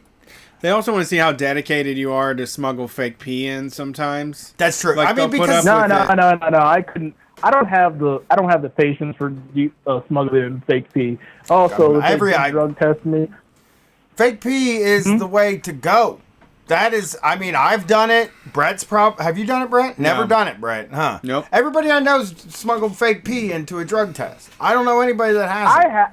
I have to figure out a way to do it, because condom. With the shit I've done over the years, first of all, I don't have that many condoms left due to recent events, but I won't go into that. Fish waffles. But I can't do a piss test, because if they did a piss test of what I've done lately, knowing how they wouldn't just say, no, you can't have the job. I would be put in a room with a man in a suit, and I'd be like, oh shit, am I about to go to like Gitmo? And the guy would sit down and be like, no, sir, I'd like to talk to you about the Avengers Edition. Well, Kush, I think you have the ability to purchase a condom and pee in it and put it between your legs as you drive to the drug testing facility. And then when you get there, pull it out and dump it in the thing and pass a drug test. I just know so many people that have done it that way. It works, but it is a little weird. Obviously, you got to keep a condom full of pee between your legs as you drive. You also got to figure out if you're going to bite it and how you're going to do that. I also ride I don't drive. I catch like the Catabus on it, which thankfully is running again, but it's running on like Saturday schedule, which means if I got to go to work the 2 days of the day I got to go to work, I'm not going to say where I work, because I'm afraid it'll snitch on you with all the wild stuff I said on here. Yeah. But just say I work in East Lansing. I'll leave it at that. But at the time I got to go, the Catabus doesn't like leave. It doesn't like start running till like 5 in the morning, and I have to be at work till at 7 in the morning. So it's a long morning of just walking while listening to God knows what. Most mornings, because it's upbeat, and also he passed away recently. I like put on my headphones and listen to Long Tall Sally by Little Richard. Oh, yeah, that's a good one. Hey. That's Little Richard. Rest in peace, Little Richard. You taught me it's okay to be weird. Anyway, I want to actually go two quick stories if I can. First one, I want to say a quick PSA to all the Gen Xers, particularly the black liberal Gen Xers of Michigan. Please, for the love of God, stop trying to defend Kwame Kilpatrick. Because you have to understand this. Before he became mayor, around like 95, 96, he was a state representative, which meant he had to work in Lansing, where I live. Now, I was too young to remember this, but my parents sure as fucking weren't. And the one thing my mom clearly remembers, because of her job at the time, was one of the things that made everybody amazed he even won was among the many people that refused to endorse this man, one of the main people who said, fuck no, was the UAW chapter that was at like the now long since destroyed Fisher Body plant in Lansing. Okay. And that's pretty bad because you have to understand. I don't know how many plants in Ohio, but you have like a big plant like that with that many workers telling the Democratic candidate for state representative to go fuck himself. That's kind of a red flag. But I digress. Yeah. Also, when was that? 90s, you said? Yeah, he would have been there about like 96, 97. I'm terrible with dates, but I want to say this also as second point to this. Allegedly, I cannot prove this. No. But This makes me everyone brings nervous. up the fact that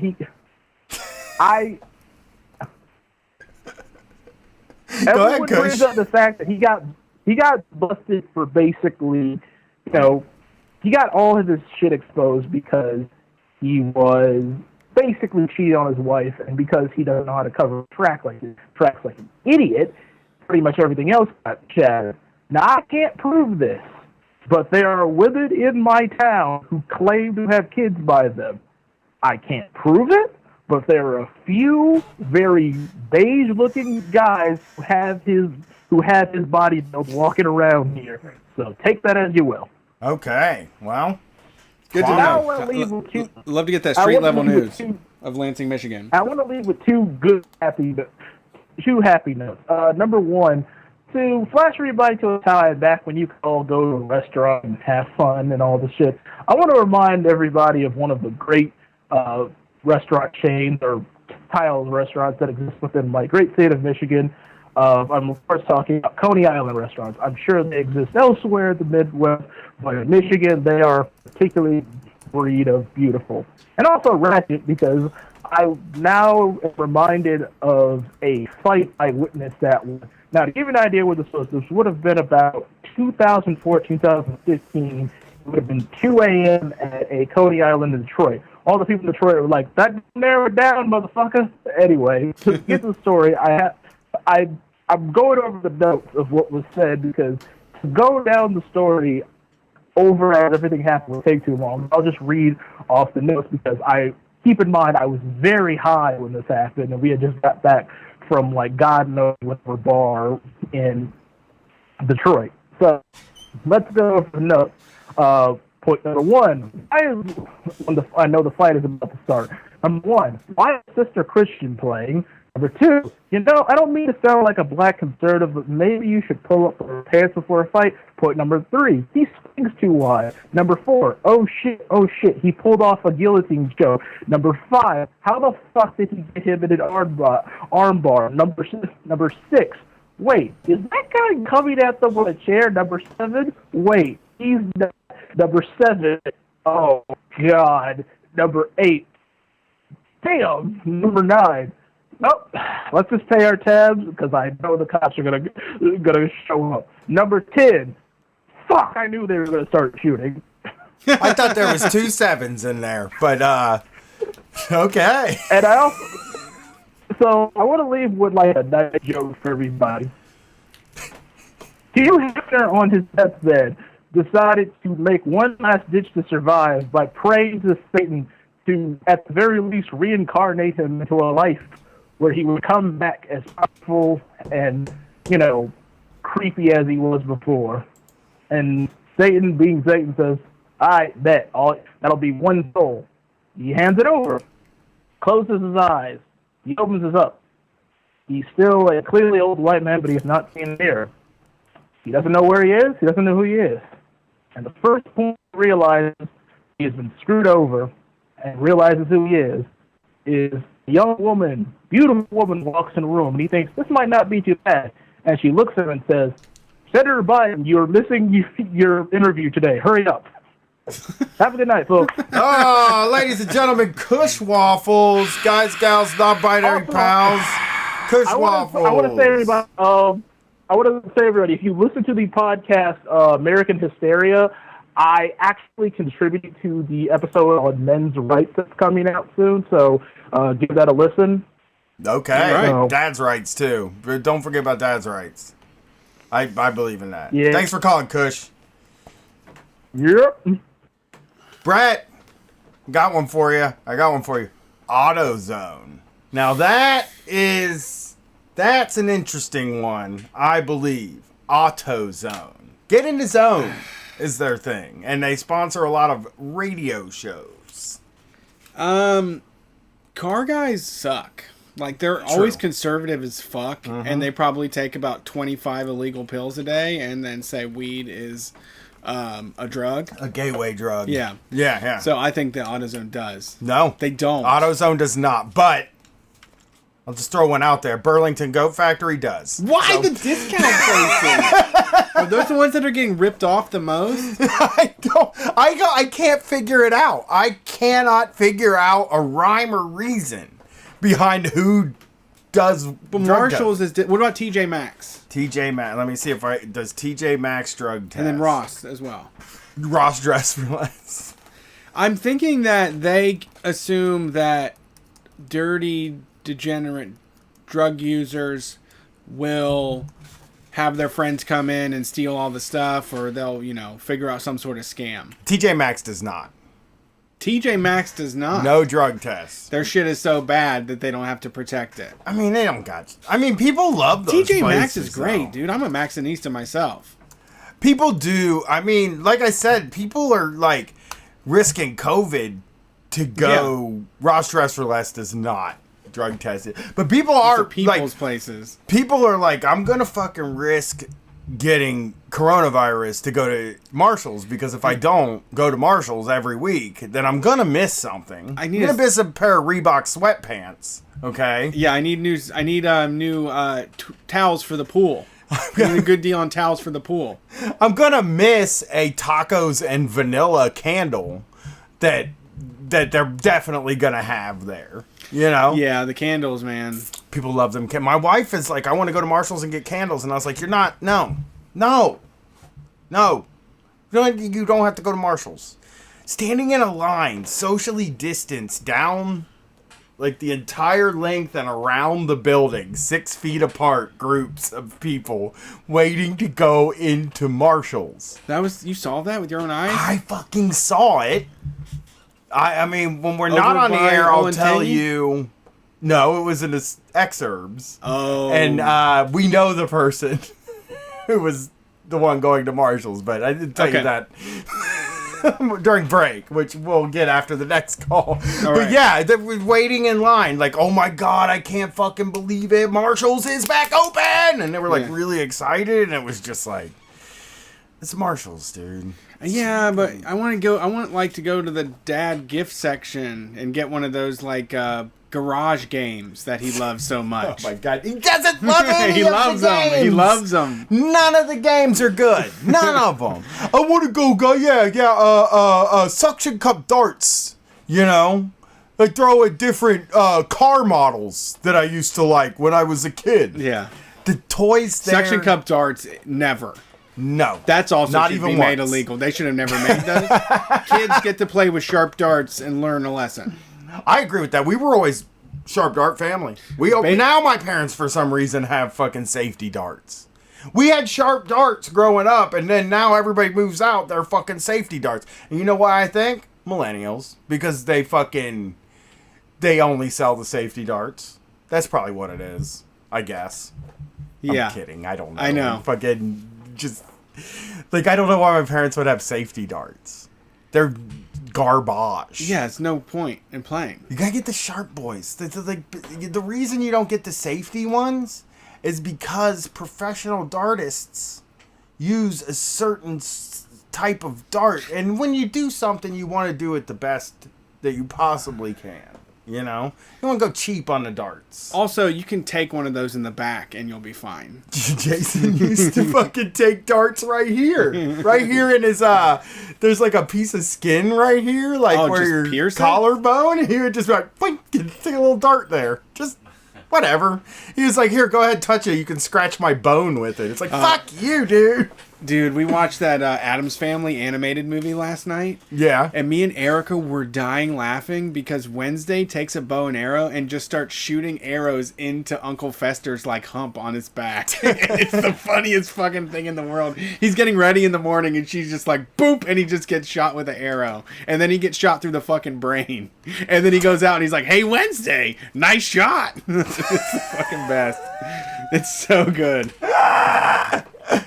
I'm looking at darts now, though. Yeah, they have real darts. Yeah, I'm gonna get some good darts. That was I think back I'm in the gonna get 80s, some good man. darts. Some mustaches and like short jean shorts and So mesh shirts. Yeah, I found Black Widow knurled barrel steel tip darts.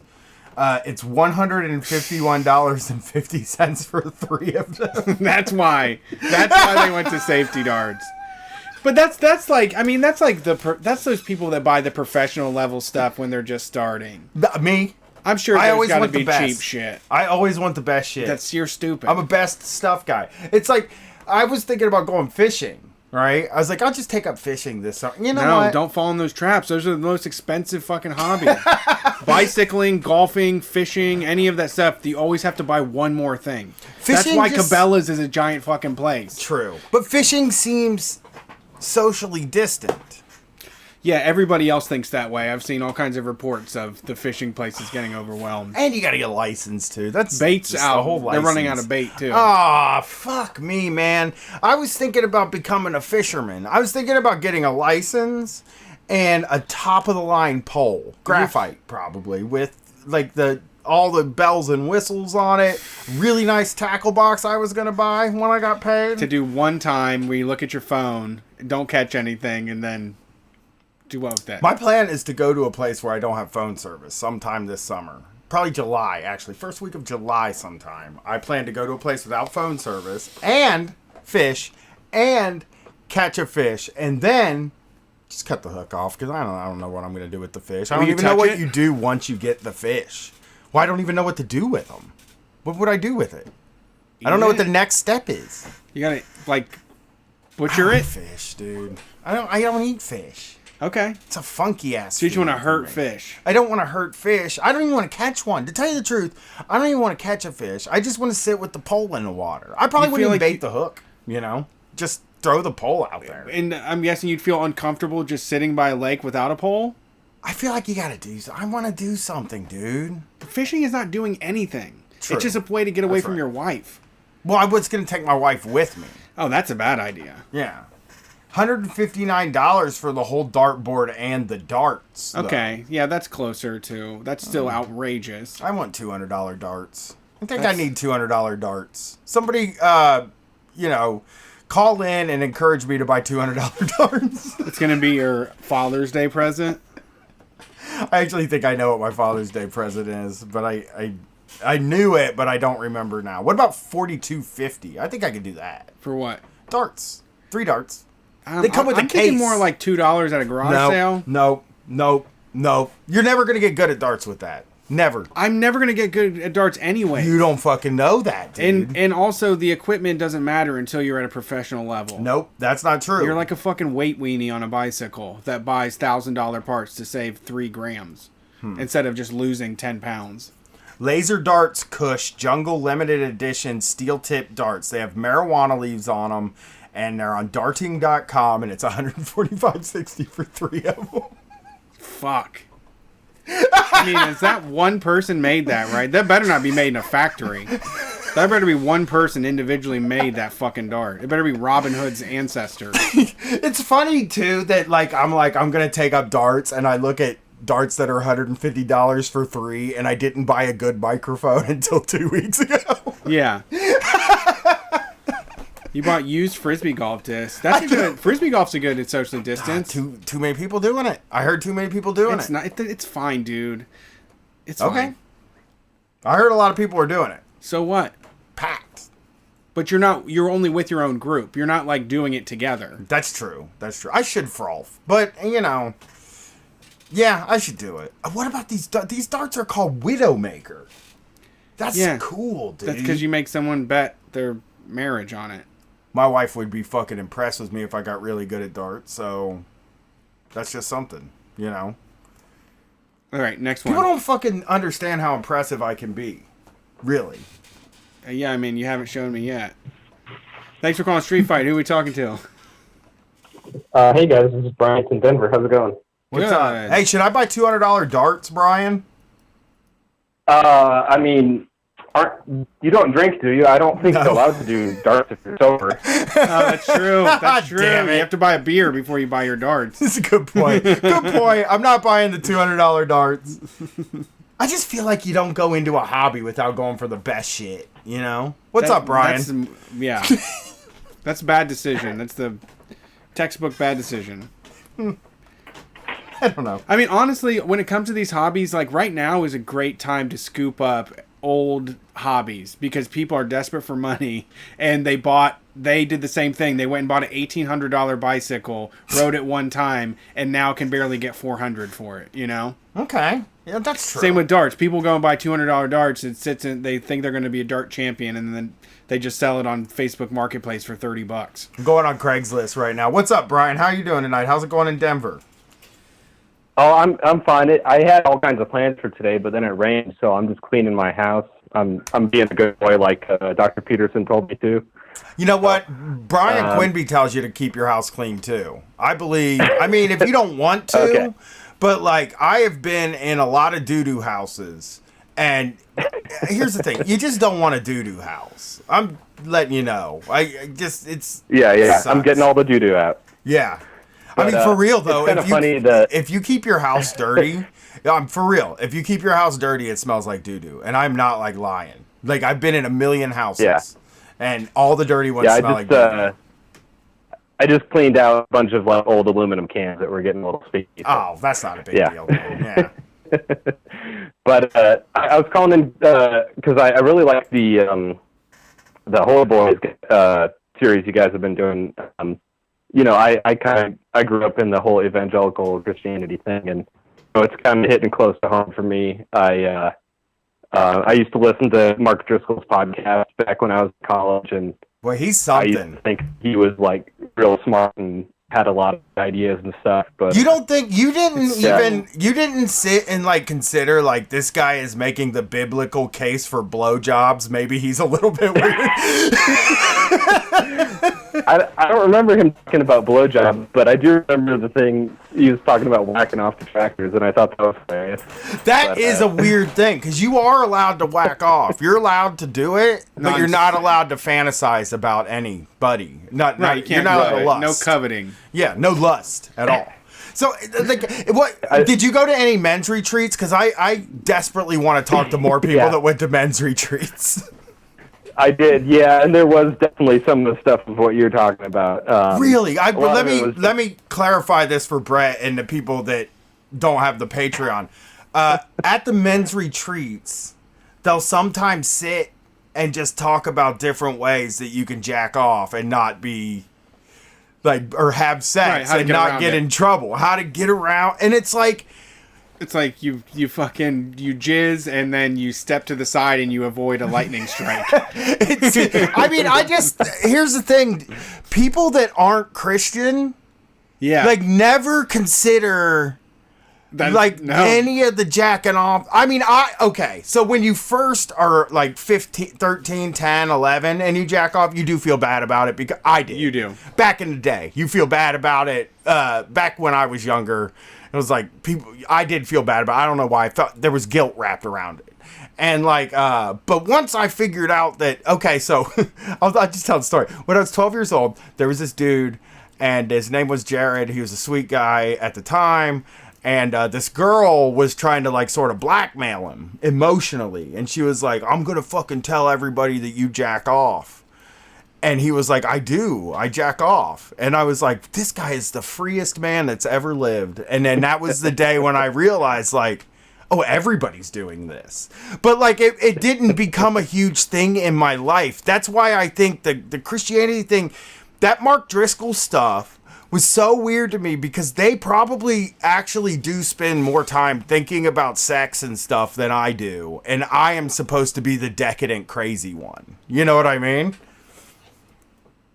Yeah, and So a couple things on that. Like I had a friend who would keep a rubber band around his wrist, and every time he had a bad thought, he would snap it. Yeah, that's a and that was classic. his little punishment. Yeah. That is wild. Like, what is a bad thought that you might have in an average day? Can I ask that? Like, what would be something that you should punish yourself for thinking? You know, I'm not certain. I think, if I remember correctly, that same guy came out gay later, so maybe that's what it was about. Yeah, okay. I mean, it That just is sounds, interesting. I don't even know how you catch yourself having bad thoughts, I guess, in a way, because they're just thoughts. They're just things that pop in your head. I don't consider anything that doesn't escape my head through my mouth to be a bad thing. I think you can, like, think about anything. I don't think it's dangerous to think about any ideas, period. Yeah, it's like Christianity's poison. It's weird, yeah. And, sorry, go ahead. No, you're fine. I was going to say I grew up in Colorado Springs, where there's that New Life Church, the big mega church, where what was the pastor's name? I'm blanking on his name. He got caught doing meth with a male prostitute. That was his big downfall. Oh, fuck. Haggard? Ted Haggard? Yes, that guy. Okay. Yeah, and I didn't go to that church. I went to what I would think is a little bit more normal church. But my friend went there, and they invited me there for a couple events. It was pretty weird. Like, this one time we went to a passion play around Easter, which is like the whole Easter story of Jesus' death and resurrection and everything. Getting his ass I'm whooped. like, all right, that'll be kind of fun. You know, like Passion Christ sort of deal, whatever. That does. But they didn't tell me it was a musical. It was musical theater about Jesus. What, is it violent, though? Kind of strange. It was, I don't know, maybe a little bit. Like, it was a lot of special effects. They had the guy playing Satan flying around on wires like the Matrix or something. So it was pretty goofy. Yeah, but I mean, I thought the Passion Play was very bloody. Like, so they don't go all in there? No, I mean, not that I remember. Maybe that's like more of a Catholic thing. I'm not sure. Okay. So what was the men's retreat like? You know, some of it was what you're talking about, trying not to jack up. A lot of it was, you know, married guys or guys that were in a relationship trying to, you know, have like a godly relationship and that sort of thing.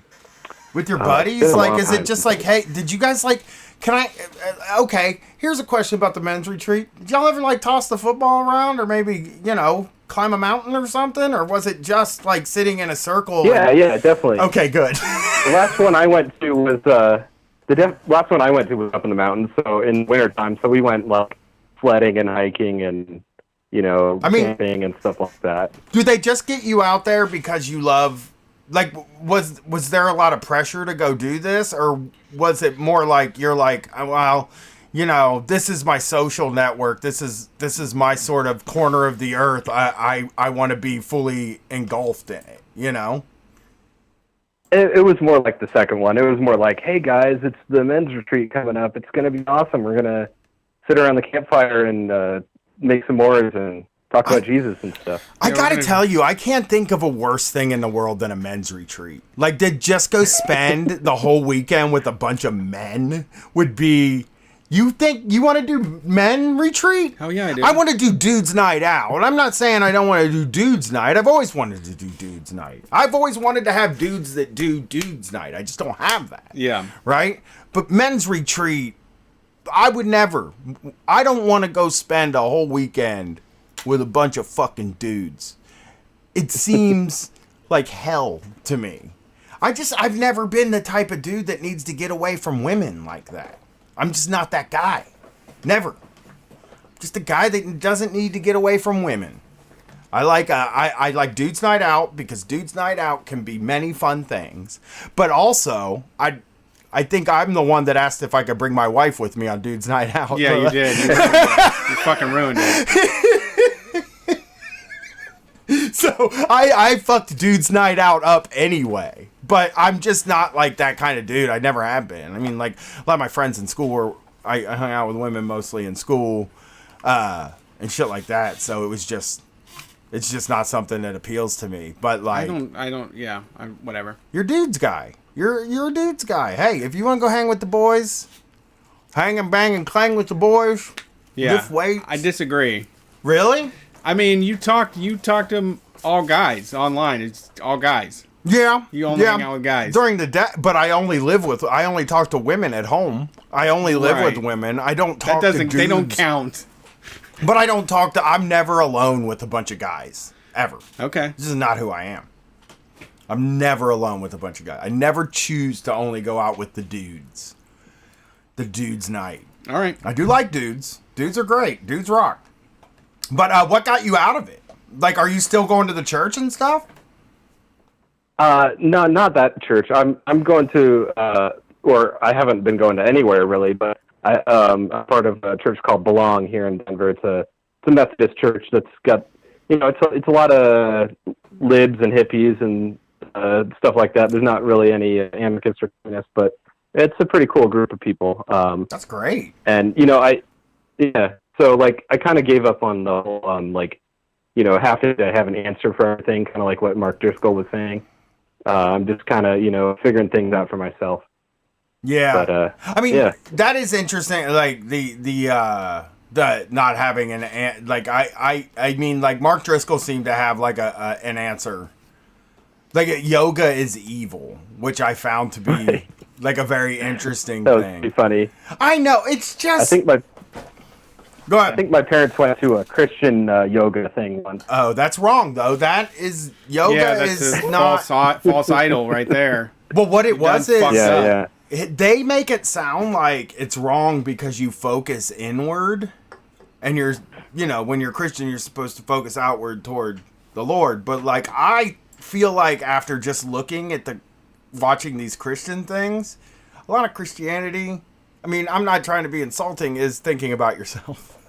And then talking, There's a lot of that. Yeah, it's a lot of like, this is about me and how good I am and how much I would do really good things for people if I could. Which, I mean, like I don't think I've been like too dismissive of it. I think it would be a dick move, honestly, to do Holy Boys and be dismissive because Tom is still somewhat religious. It would be like a dick move to say something. I mean, he's not super religious, but he's a believer. You know what I mean? And I've had other people who were believers and on the show and stuff. So, like, I wouldn't take a totally dismissive look on it just because I think that would be a dick way to act. But I am, like, very fascinated with it. I am a guy that did not grow up around church. There was just none of it in my life at all. And like, it's truly fascinating stuff to me. And it's exciting. We're doing Kenneth Copeland tomorrow. So, I don't know the guy, but I will tomorrow. Yeah, I think I heard the podcast Behind the Bastards. I think they did an episode about him. Yeah, I think he's the cure. He's the guy that said he could cure coronavirus. So failed. Oh no, yeah, I know what you're talking about. No, okay, I'm thinking of someone else then. Yeah, they did Jim Baker and some other guy, some other big Jerry Falwell. Yeah, that's the one. Well, but have you guys heard of that Robert Evans guy? He's sort of the other big anarchist podcaster out there. I haven't. No, I only know the Robert Evans from the Kid Stays in the Pictures. No, I've heard it behind the Bastard, but how dare you? I haven't listened to it. Yeah, I mean, I'm just curious if you had an opinion because he's kind of like the he's kind of out as an anarchist, but also he works for iHeartRadio Media or whatever, and I think he writes articles for Bellingcat or something like that, which I've heard people say is like a front of the CIA or something. Okay. So I don't know if you had an opinion on Never him. trust. I don't. I mean, I gotta be straight with you. Like when they start talking about people being in the CIA, it's better to just maybe try to. I don't know. It's good not to make these kind of guesses when you don't know the person because, like, I have seen some pretty crazy shit about people that I know personally and have relationships with that is just like, okay, like you're just making shit up. They say that about the Chapo guys, don't they? Yeah. Brace and people like that. Like, A lot of Right. people say stuff like that about those guys, and like I know them personally, and I really truly believe that they are not in the CIA.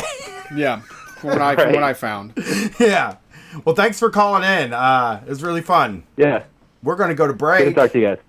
Yes. It's break time, baby.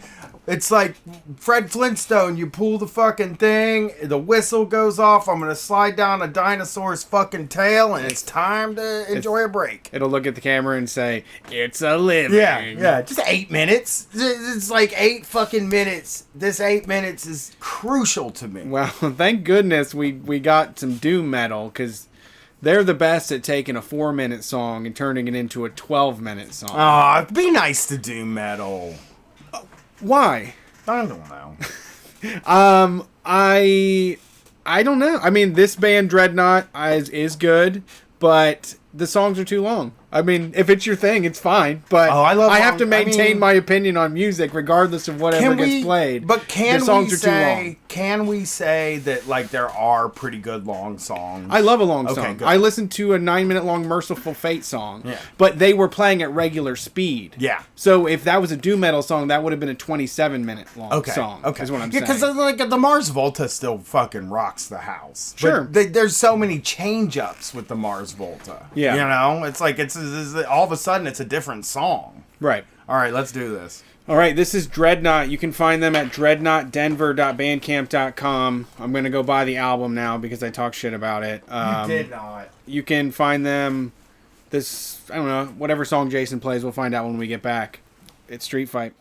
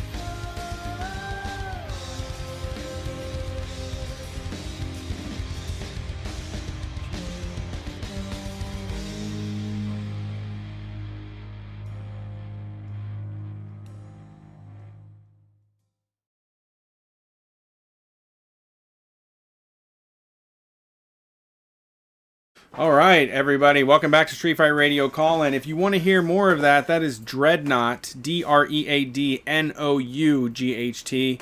You can find them at dreadnoughtdenver.bandcamp.com. Good Doom shit. We all have extra time these days, so, you got to fill it up. And Dreadnought has an album called Emergence that is fucking dope. So go give them a support. Let them know Street Fight sent you. You can always find more of what we do at patreon.com. That's Street Fight Radio if you want to support the show. And of course, we have t-shirts that are not infected with COVID, as far as I know, available at store.streetfightradio.com, along with a digital download of the Shocktober episode. So if you can't do the Patreon and you still want to hear Shocktober, that's available as a digital download in the store, store.streetfightradio.com. All right, you ready for this next call, Brian? Yes. Yeah, well, I got to put my headphones in, but I'm relatively ready. Do you think you can do that in time? Yep. Okay, he's in. Thanks for calling Street Fight. Who are we talking to? Hey, y'all. It's Steve in Shanghai. What's up, Steve? How's it going over there in Shanghai? Things are going good. We've been going out to dinner and shit.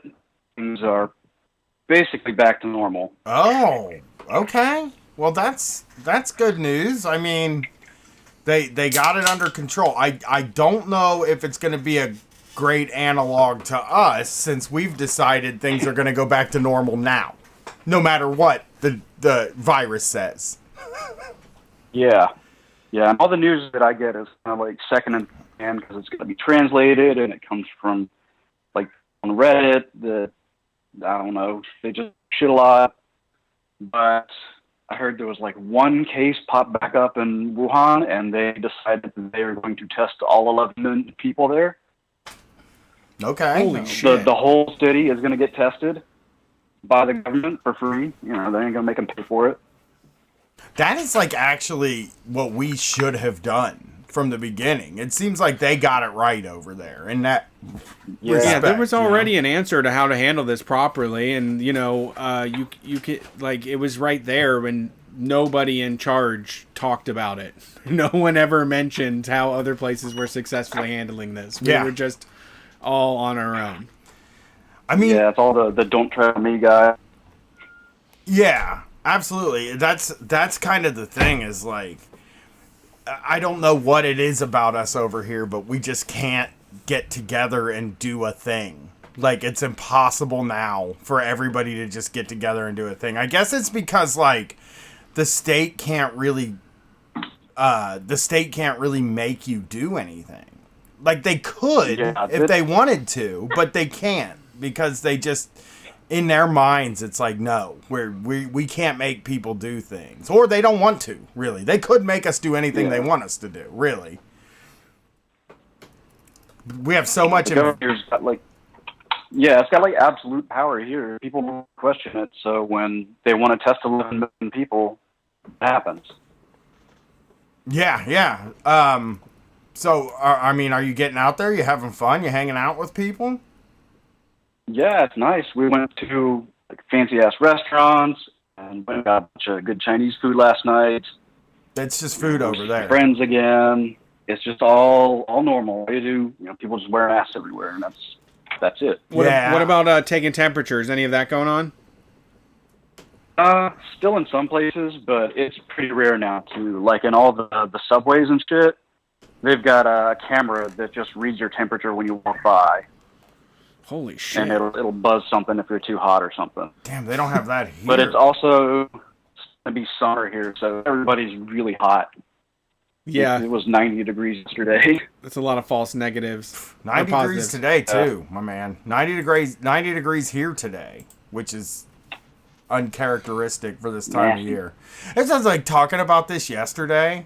You know how, like, when it gets hot, like, right, the first heat of the year, like, you'll see people out in, like, jeans and a sweatshirt, and, like, my wife was like, why are they like that? And I'm like, they don't trust it. It's fine. Man. You can never trust it. At the beginning of the season, it's like, nah, man, a cold wind's gonna blow in, it's gonna be 40 degrees. I just fucking know it, you know? Man. I still see people out here with, like, heavy winter coats and stuff. It's like, dude, you are gonna die. Yeah. Well, I mean, I sort of do the same thing. Like a lot of times the first few warm days of the year, I wear a long sleeve shirt under my t-shirt thinking like it's better to be prepared. It's not actually better to be prepared. It's worse to be prepared. It was raining like crazy here last week, and I got to see some really cool flooding, like in ways that I haven't seen it flood before. It was very nice. They actually didn't have any signs at the park by my house. It looked like they didn't have signs for like high water, so they just put up signs for a pond. And it said like no fishing, no boating, and it was like, this is a big puddle. Yeah. This is not a pond. Yeah, it said there's no fishing or boating or anything in this pond. And it's like, I mean, it's weird here. They haven't opened the parks back up yet. They've opened like everything else back up, but not the parks. Yeah, that's the big here is the parks are open late again. So people can go hang out together and like dance in the park and do all the things they used to do. That's great. It's good to hear that things are going better over there. It feels like we're on the other side of it feels like there is another side, you know? Yeah, definitely. But I have been arguing with a dude on Facebook. It's driving me up the wall. He's one of those libertarian guys. He's like, my rights. It's my right not to wear a mask and to do whatever I want. And he's driving me up the wall, man. What is how did you is it a Facebook so you're in a Facebook argument? Yeah, he's somebody I went to school with, and he hung out with all the punks and like stoners and metalheads and shit, and he's turned into just disgusting libertarian. Well, sometime since then. I gotta say this for you, because like I think we do get surprised at that oftentimes, but there is like a weird thing that happens where like 50 to 70% of the bad kids turn into conservatives. I am like a fucking rare breed from where I come from. Like all of my friends are conservative. All my friends now are leftists, obviously. But like all the guys I grew up with are conservatives now. And we were all bad. We were all so bad. It's very odd to try to explain to somebody that, like, some of the shit we got up to, like, when Black Lives Matter, when Ferguson happened, and I was explaining to a guy that, like, some of the shit we got up to should have gotten us killed by the police. You know what I mean? Like if we were black, something would have happened, and you can't deny that. And they were like, oh, I learned my lesson. It's like, but if you get killed, you don't get a chance to learn your lesson. So like it is interesting too that like you're talking to somebody from China and they're like refusing to listen to you. He's from the States back when I lived there. Right, I mean that you're in China and you've been through the whole thing. Oh yeah, and all that. He is totally ignoring that. I've tried to explain to him like, this is why things are not terrible here. Everybody has chipped in and done their part. And then some asshole in his feed was like, well, if they asked you to sacrifice your firstborn for the greater good, would you do that? I'm like, fuck you, man. I'm not having kids. Yeah. Shut up. Yeah. It's interesting. I think that like go ahead. It's very selfish, and it's pissed me off lately. Yeah. A bunch of people laid into him today on my Facebook, though. It felt good. Yeah, that always feels good. That's why I don't go on there, though, because like I feel like if somebody starts fighting with me, they're gonna get piled on, and I'm just like, they didn't know what they were getting into here with me. Like, not a lot of people I grew up with know what I do for a living or anything, so it's kind of like, you don't want to fight them. But I do think I find it like interesting that like you're coming from sort of a place of authority. I'm not saying that like your opinion is the exact right thing, but I think that for me, it's like if somebody that was in China started talking to me about the virus, I would find their input to be informative. I would treat them like, oh, maybe they know something because, they've been dealing with it for longer than us. But it's that conservative mindset it's not a conservative mindset. It's not a conservative mindset. I think it is like an American mindset that's like that like facts are just opinions I don't like, sort of thing. You know, like if you hear like, hey, you know, China, they got this thing under control by doing this, and they're like, well, I don't like to hear that. That's not the idea that I like to hear for it. So I think I'm just gonna have another opinion. Yeah. You know. Yeah, and he quoted the Conservative Review at me. I'm like, I'm not gonna read that shit. Fuck them. Hey, a guy really got me on that one time. I gotta tell you, when I was working at the cable company, I've told this story a few times. This guy told me that Iraq had WMDs, and I was like, no, they didn't. He's like, yeah, they did. And then the next day, he came into work with a bunch of articles printed from Newsmax.com, and he handed them to me. He was like, go over this research that I've done, and then come back to me and tell me. And I'm like, yeah, I'm not going to do that. I did go over it. I like how they call it research. Well, I ended up telling him he was right and like just leaving it alone because I didn't know how to refute the arguments. You know, now I would go all in on it. But at the time, I just didn't have time. And I thought that if somebody published you on a website, that meant that you were an authority. You looked and it knew up. what you were talking about. Well, thanks for calling in, buddy. It's good to hear things are going better for you. And don't let the internet stuff drive you too nuts. Yeah, I mean, you know, if you like fighting, fight. But if you That's a don't like fighting... Yeah, say I used to like fighting, and then all of a sudden I didn't have the stomach for it anymore. Like you said, I got too frustrated and just too like really just got down about like how am I supposed to live with these people right next to me? Like these people are the ones like banging your on a wall. Yeah. So just make sure you keep a tab on what your anger levels when it comes to interacting with those people, and if it's not worth it, just get out of it. Yeah, that's a good. The last guy like that, all my friends chased him off. So Sure. the only one left. I mean, and I'm real sad that he turned out the way he did.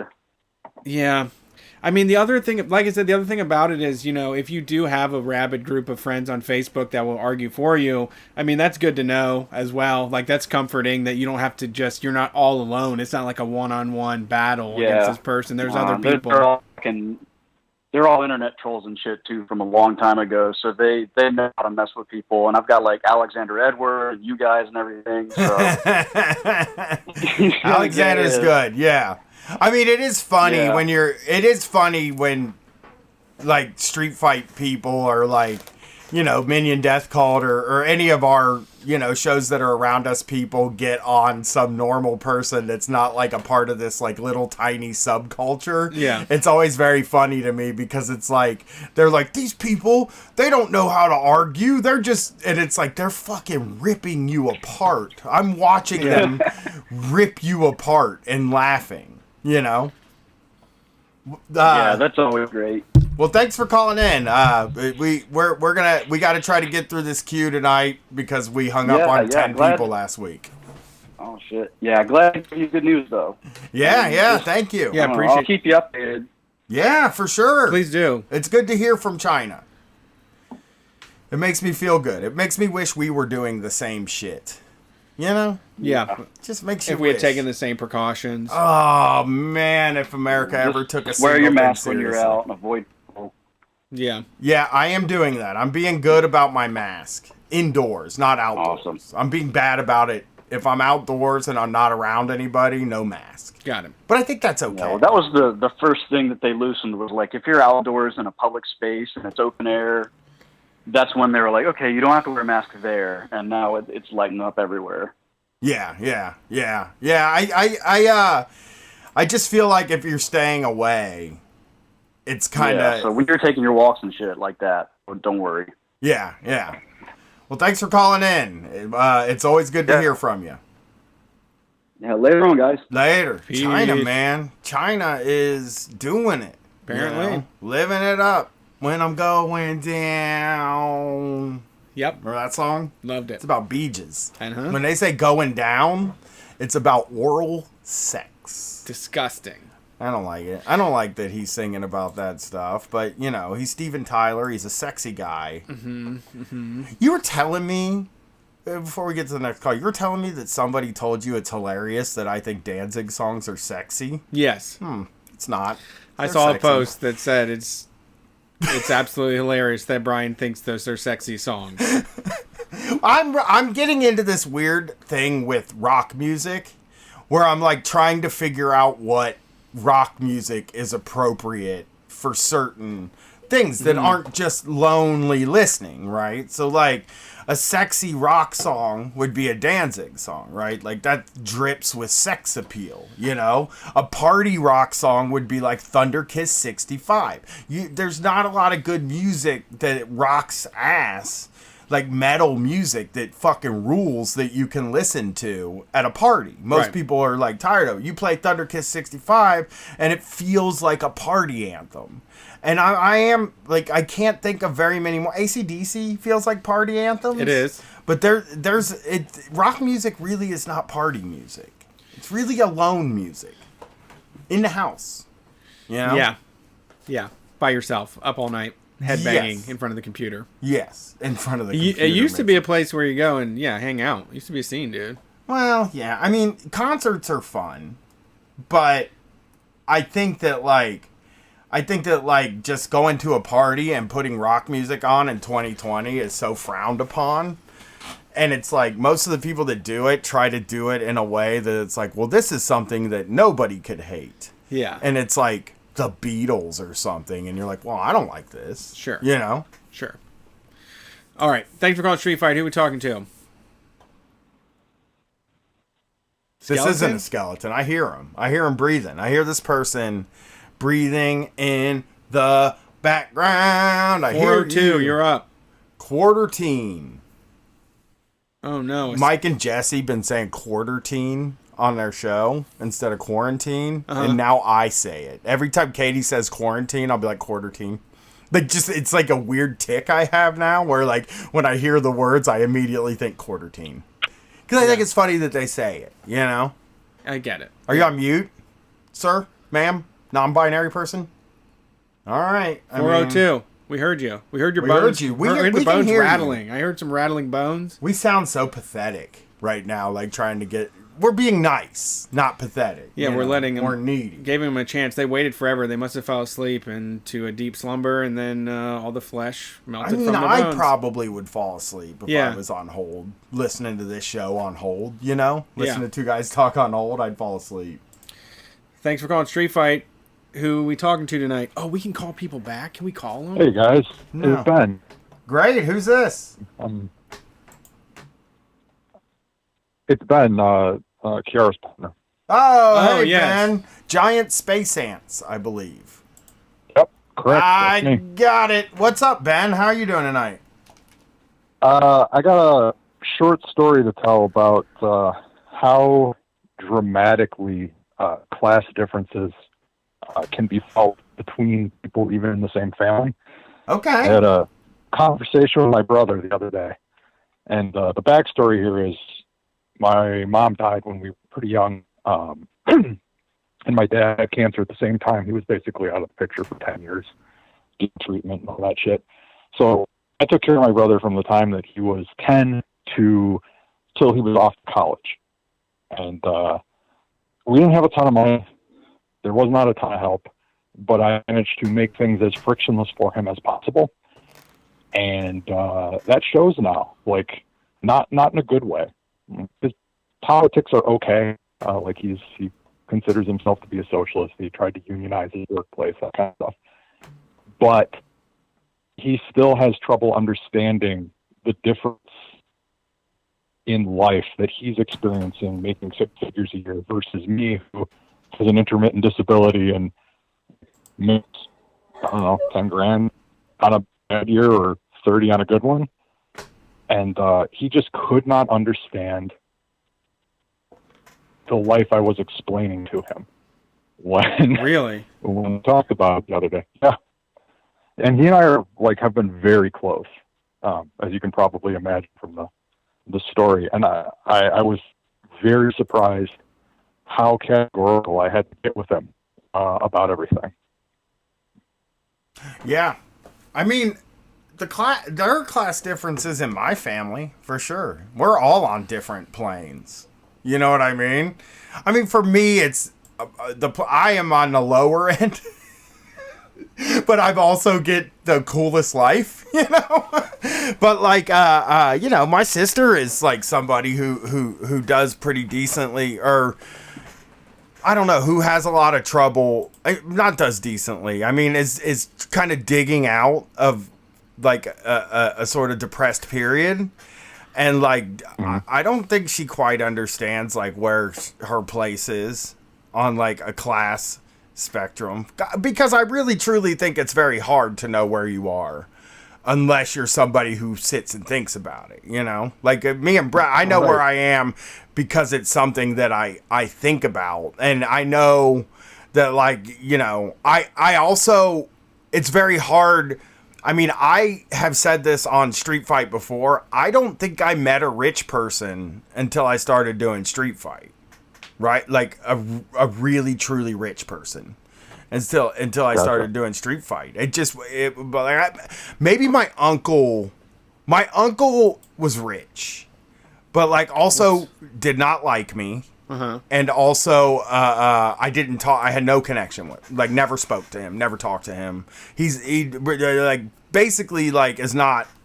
He's a Christian, conservative guy that was high up in a major corporation, sort of thing, and just I don't think that like there's anything about me that he agrees with, and I think he doesn't like me. So I guess maybe I did meet one rich person, but I don't know that.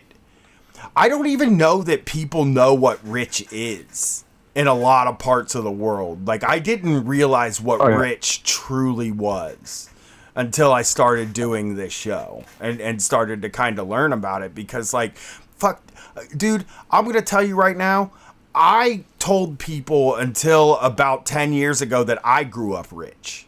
Like, I thought I grew up rich. And I didn't realize that I didn't, because I thought I grew up rich because my parents drove a Chrysler Sebring, we had an above ground pool, and we had a hot tub. So, like, I assumed that only rich people get that stuff, and that I grew up a rich kid. And like, when I found out what it actually is to be a rich kid, I was like, whoa, shit, damn. Like, I was never going to go to college, you know? Right. And, like, the rich people that you run into in day-to-day life aren't even, like, the tip of the iceberg in terms of what rich really is. They're not, like, a multimillionaire can have a bad day and then not be a multimillionaire anymore. There is nothing that a multi-billionaire can do to not be a multi-billionaire anymore other than die. Yeah. Well, yeah, I mean, just the difference in day-to-day experience, I think, is a big deal, even in the like relatively subtle distinction between somebody who works for $30K a year versus somebody who works for $100K a year. And like, my brother does not understand having to frame everything through a lens of, well, am I going to lose my apartment next month? That kind of thinking. And I guess part of that's my fault because he never had to think about it when I was taking care of him. But it's like when you're, I think maybe it's a useful thing to remember when you're talking to people who have sort of like left ideas and want to be part of a movement, that they actually do like need to have this stuff explained to them in a gentle way. That because it's just outside of their experience. It's not necessarily that they don't care. They may literally just not know. Yeah, that's true. You're right. Totally right. I've been banging the they do not know drum for weeks now about stuff. So I'm with you, you know. I just when we get done with this call, I'll tell you. But well, I appreciate you calling. Is there anything else we can do? I have a hot breaking news story I have to get to. No, that's pretty much it. I just thought it would be interesting for the Street Fight crew to hear about. Yeah, that is. Thanks, Ben. I mean, it really was. I appreciate it. Thanks for calling in. Right. So, Talk to you later. Brett, earlier today I posted that They are not going to end lockdown again, no matter what the data says. Politicians never admit that they're wrong, especially when a bunch of people die as a result of their actions, which we know. Sure. Because of, Iraq war stuff and shit like that. Then I said, we have been in this, we have been alone in this from the beginning. And I hope we realize that the people that are going out on our enemies, it's the people that told them it was safe to go out. Sure. I got a response from somebody whose name is JTomka2, hashtag vote Trump no matter what. Perfect. And I hate it. It's like I'm seething and I want to respond to it, but you know where that gets you? You know what I mean? They win. They want to, all they care about is making you mad. I know, but the way they Over said everything it, else. the way they said it is what's got me seething. And I'm going to say this, and it might make you seethe, Brad. I doubt tell you it. the truth. Well, okay, fine.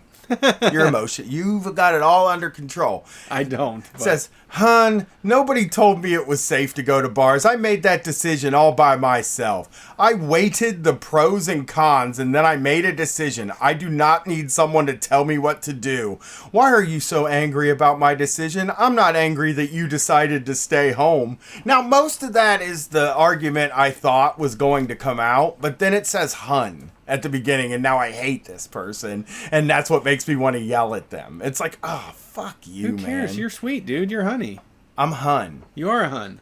Like our Hun's bad? You talking like Attila the Hun? I'm gonna send this like person. I'm gonna ask this person like how much I should spend on my first set of darts. That's a good idea. They might know that. Yeah. I mean, I want a pool cue too. Oh God. You know what I mean? That's even more money. That's what I've been You saying. can get like rare metals and stuff in there. Well, no, I'll look up pool cues because I'm decent at pool. Like, not good at all by any means, but I've played it. You know what I'm saying? So you need a good $1,000 stick. They're not $1,000. Pool cues for sale. All right, I'll just get. Okay, so the top one is $114.83. That's all? Yeah.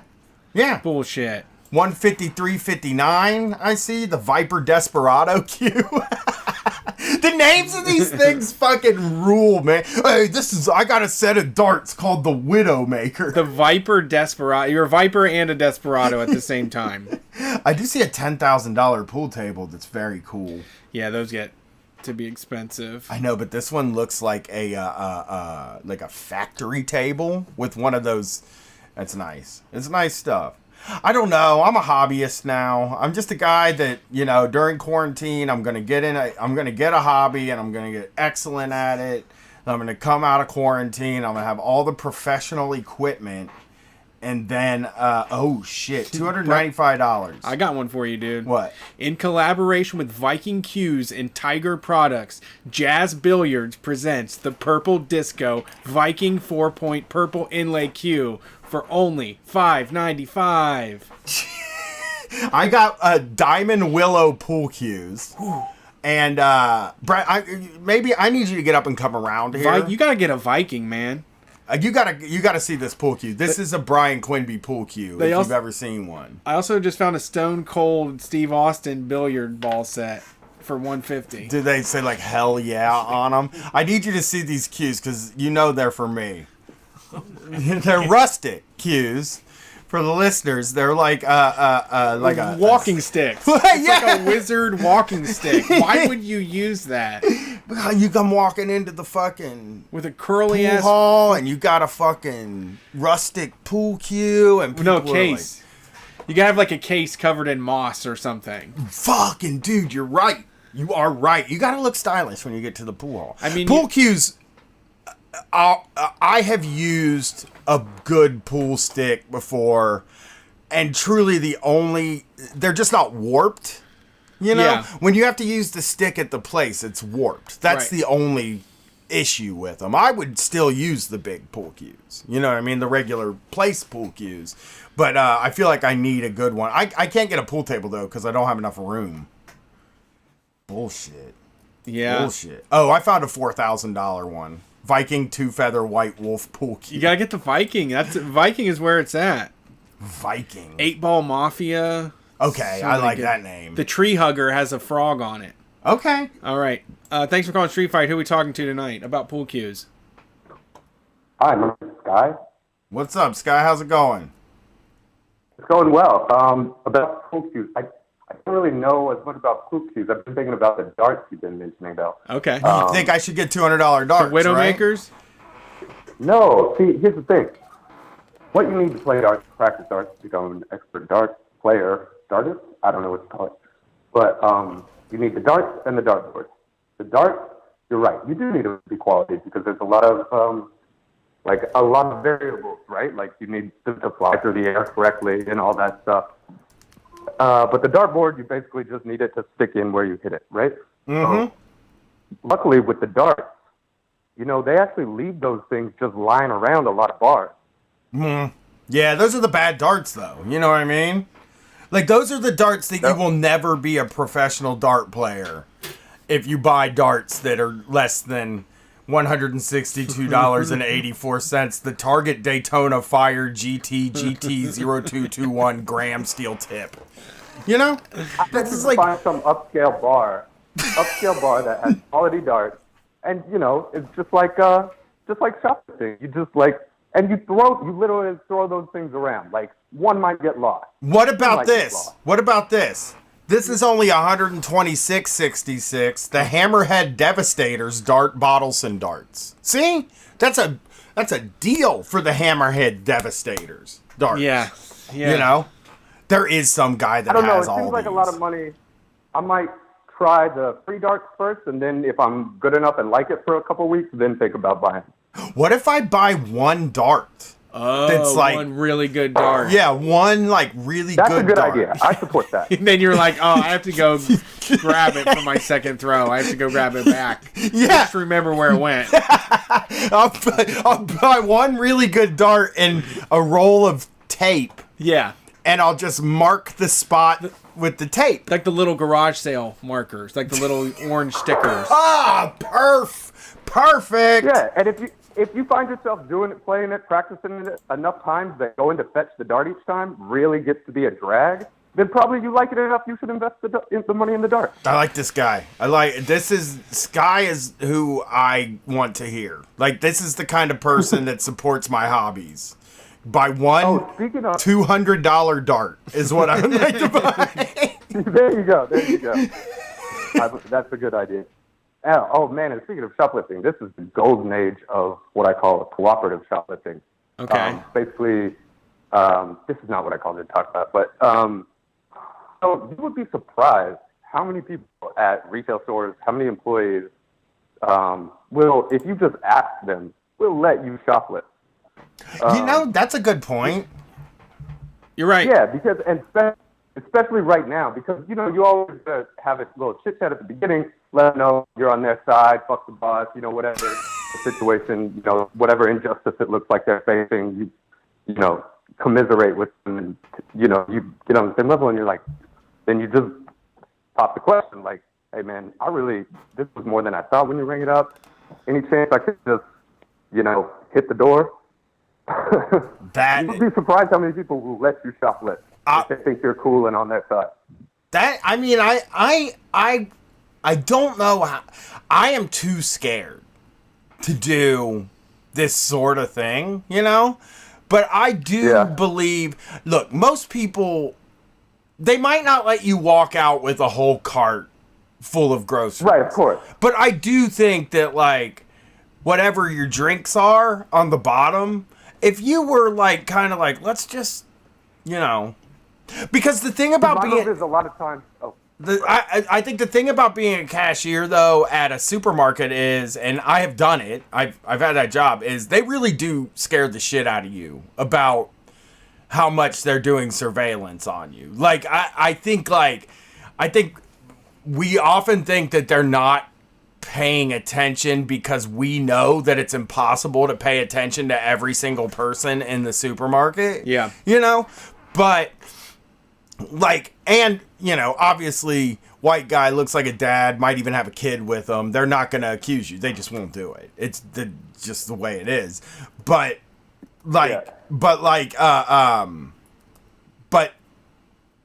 they like make you think that they can, again, I've said this a million times on the show, it is what I've had more than one job say this, they can read the date off of a dime.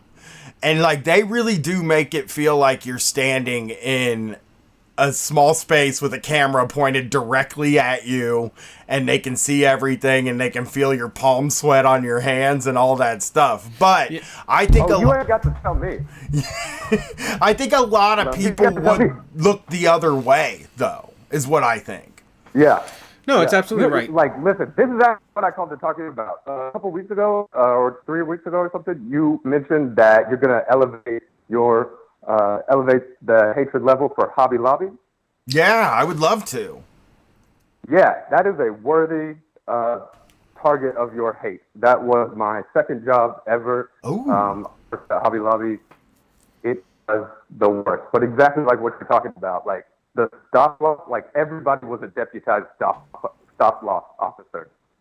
It was crazy. Oh, did they have loss prevention though? Did they actually have loss prevention there?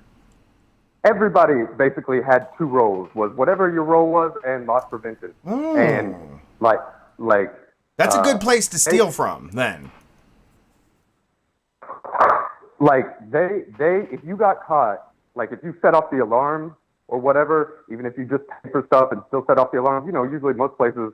And I've worked retail since then, and the rule is like, tell them to stop. If they don't, like, whatever you do, don't touch them, right? Like, then we'll get a lawsuit or something like that. Yeah. Do not touch them. I at Hot Lobby, and they were like, oh, no, yeah, take their coat, take their clothes, check in their pockets, like, call the police, make them wait, hold them there, everything. Really? Well, I mean, but yeah. I think, like, when they don't have... I think that when there's not actual loss prevention, then nobody treats that like part of their job. And like I worked at Kroger and they didn't have loss prevention there at the time that I worked there. Don't go by what I say. This was the late 90s when I worked there, but like they didn't have loss prevention. And we would talk about people we saw stealing, like me and the other people, and just be like, I don't fucking care. Steal all you want, you know? Yeah. One time I got written up because I was the register closest to the metal or the detector, the alarm, and because somebody set it off, and I was just going to stand and play in the background and let them walk off, and they were like, "Hey, you were the closest. Why weren't you faster to respond?" and everything. Like, it was your responsibility. You were the closest one to the person. You got to catch them. It was the worst. And oh man, yeah, they will do by all means necessary to catch you. And people who are stealing, it was only ever people like stole a bunch of little beads or clearly they were going to like go make some necklaces or bracelets, some craft and try to sell it because they have no money. Or people would steal like popsicle sticks, which I kind of think they were and other things that maybe used as like utensils, eating utensils. I was just like, God. That's interesting. I mean, go on. No, I mean that's that I don't. Yeah, I can't think of anything that I would want from there that bad, or like what the bounty could possibly be. Even the shit that they sell is so dirt cheap. Like, yeah, that's why only like people experiencing homelessness or people in clearly in poverty were the only people we ever saw stealing or caught stealing, and it was just like, and nobody could understand. They would be like, "What? Why would they steal? 10,000 little packages of beads?" Like, clearly they're going to try to make something and then sell it for money. Yeah. Like, they're just getting their raw materials here. Yeah. Yeah. And man, it was the worst. Like, Hobby Lobby would trick people almost. Like, so I'm like 15, 16 working in the store. Every Sunday in our local paper, they would take out a full page ad of the sales, the coupons and the sales they had that week at Hobby Lobby. And it would say on it, so many said this, which all ceramic roosters 50% off. Because, they have like little figurines and yeah. stuff. Yeah. Specifically, I don't know why this was a hot item, but ceramic roosters would be 50% off. Oh, people love that shit. We would get these little old ladies after church or right when because the ad came out on Sunday, they come to Hobby Lobby, they would bring up their items, I'd ring up their figurines, and it would be full price. And then they would say, oh, no, this is 50% off. See, here's the ad. Now, I had the responsibility of explaining to this group of little old church ladies that, I know, but if you look at the ad, this says 50% off ceramic roosters. So if you flip it over here on the base, you can see the manufacturing info. And this is actually a polymer blended resin. And it's a ceramic substitute, a ceramic alternative, but it's not ceramic. And anyway, ma'am, this is a hen, not a rooster. So you're going to have full price. Whoa. What? Oh, so, oh my God. Like, who knows what a hen, the difference between a hen, I know. Genders, right? Is all it is? Yeah, the sex. Yeah. Sex, yeah. Okay. Well, I mean, it's still not fair. Like, this is a hen. Or even a rooster that was a polymer resin blend instead of ceramic wouldn't be on sale. Yeah, people believe some of that stuff is really made of the materials that they're buying. They don't understand how there isn't an explainer in when you walk into Hobby Lobby that says a lot of this is actually just like plastic that looks like a real biological material. Right, yeah. So I'm like 15, having to like break these old ladies' hearts every week, explaining to them what the firing and kiln process is for ceramic versus a machined process for a polymer resin. That sucks. I mean, I guess Did you get hit with any purses ever? Any what? Did you get hit with any purses? No, but I got the manager. They always want to talk to the manager, and the manager would say, he would just say, hey, this is, like I told you, I'm really sorry. We feel really bad about this. If you want to come over here, we do have a couple ceramic roosters. I know but the ad says all ceramic roosters in the entire store. Every one of them is on sale, 50% off. And they would have two that they could ship the person. And these little old ladies would be so disappointed. And I just got to do that day and day and day again. Yeah, we gotta get rid of Hobby Lobby. Let's just burn it down. Absolutely. Complete support on my end for that. Yeah, hell yeah. Well, they had made that law about not wanting to give birth control. To their employees. I mean, whether it was a law or not, those people were not going to do it. They would have just taken the fine. Yeah, absolutely. I fucking hate that place. Well, thanks for calling in. Very informative. And also, thanks for encouraging me to buy one dart. One dart to start with. Thank you. Have a great night. Have a good evening. Starter dart. All right. Just one dart. You throw the dart, you go back, get the dart, you throw the dart again. I think the most expensive darts are $179. You found the most. I can't find any more expensive darts than $179. I'm gonna Google best darts. I wonder if there's any any of those suburban bars in Dublin where just some dumb shit luxury car salesman has his darts that he carries in his front jacket pocket. Yeah, it doesn't look like it gets over $200. Okay. Brett, I got a question for you though. Okay. Another running thing on this show. All right, here we go. IKEA drug test. Foreign company? Yeah, foreign company. They came over here because they love that we don't have unions. Yes. Yeah. IKEA. They probably... I'm going to say they're more relaxed about it. I'm going to say they don't drug test. IKEA drug tests. Jesus, I'm so bad at this. You would be horrible at applying for jobs right now. Yeah. Well, I just need to go with the opposite of my... impulse. Well, to be fair to you, let's try this one here. Okay. Cold Stone Creamery. Creamery. There is probably metal equipment that could take your hand off in there. I'm going to say they do. They do not. God damn it! But here's a free one for you. Free one. I doubt this is a free one for you. Discount Tire. You know the Discount Tire buildings? Red logo and everything? Discount Tire. They don't. They actually do. I would have thought you would have said they do because they have cars. But yes, Discount Tire drug tests. Yeah, see, I forgot to go opposite of mine. We need to. I'm gonna get us a big list, and next week on the call-in show, every caller will have to answer a question. How's that sound? All right, let's see how we can do. I think we can do this together, callers. I think we can do this together, audience. Thanks for calling Street Fight. Who are we talking to tonight? Hello, this is Danny from Brooklyn. How are you two Huns doing? What? Thank you. We're doing great. I found the most expensive darts you can buy, and I'm looking at them. So I might not buy them, but I did look at them. I have a subtle suspicion that the most expensive darts you can buy are probably in some sort of like wildly illegal crime syndicate and made out of like ivory or something like that. Yeah. You know? Well, I mean, the ones I can get, which are the Target Daytona Fire GT steel tips. They're $182 for 3. I don't even know why you're putting steel on the end of the tips of those. Just go for something crazy like titanium or just like, I don't know, a fun element, you know? Because, I mean, you're paying them up, why not? There's a decent amount of 90% tungsten ones, too, to be fair. They're just... Oh, that's very cool. Yeah. You get a 90% tungsten, that's going to stick into the dartboard a lot more. It's just these expensive things. Like, I always find it fascinating when, like, it's these things where you're like, do you really think...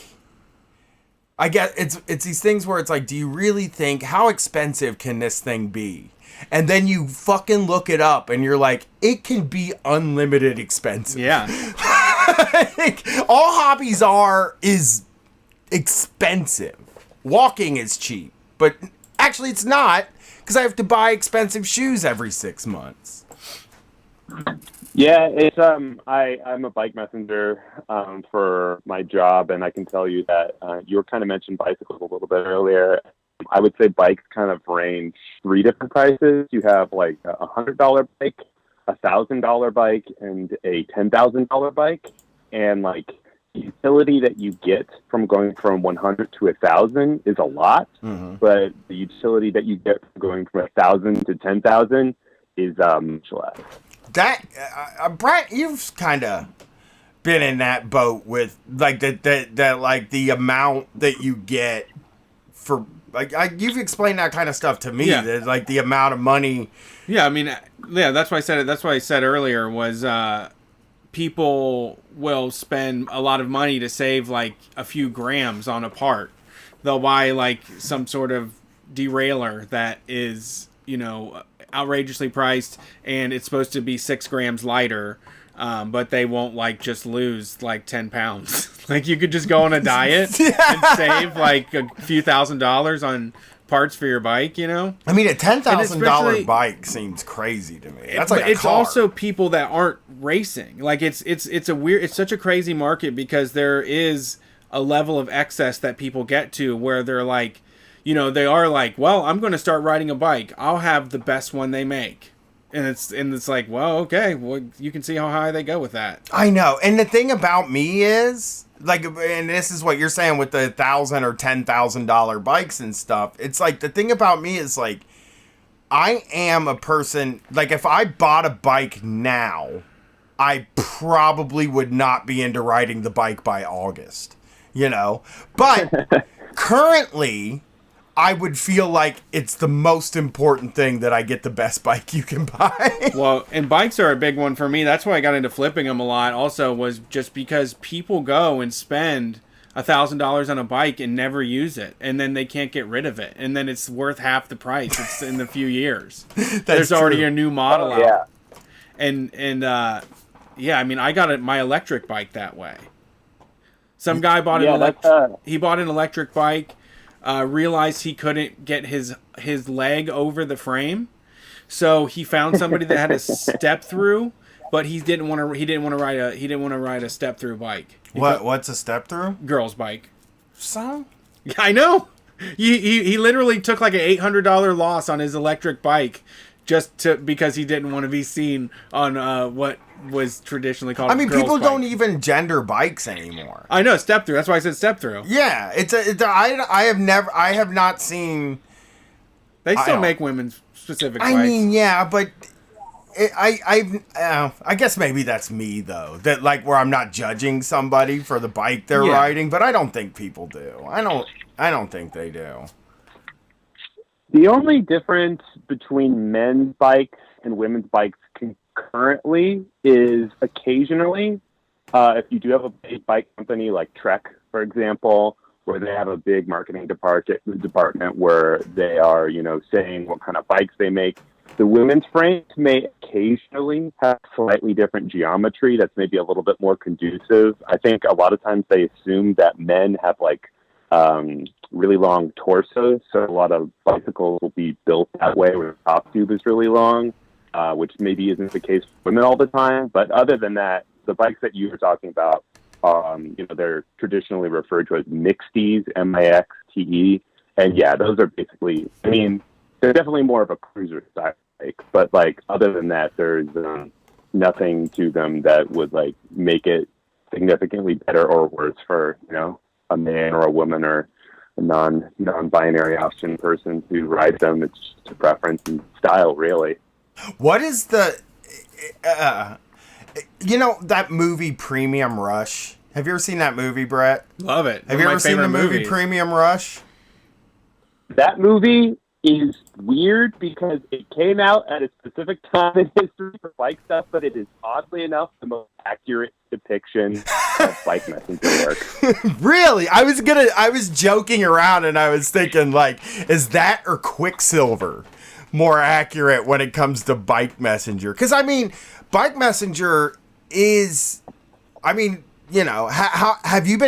times do you think you've been hit by cars doing a bike messenger?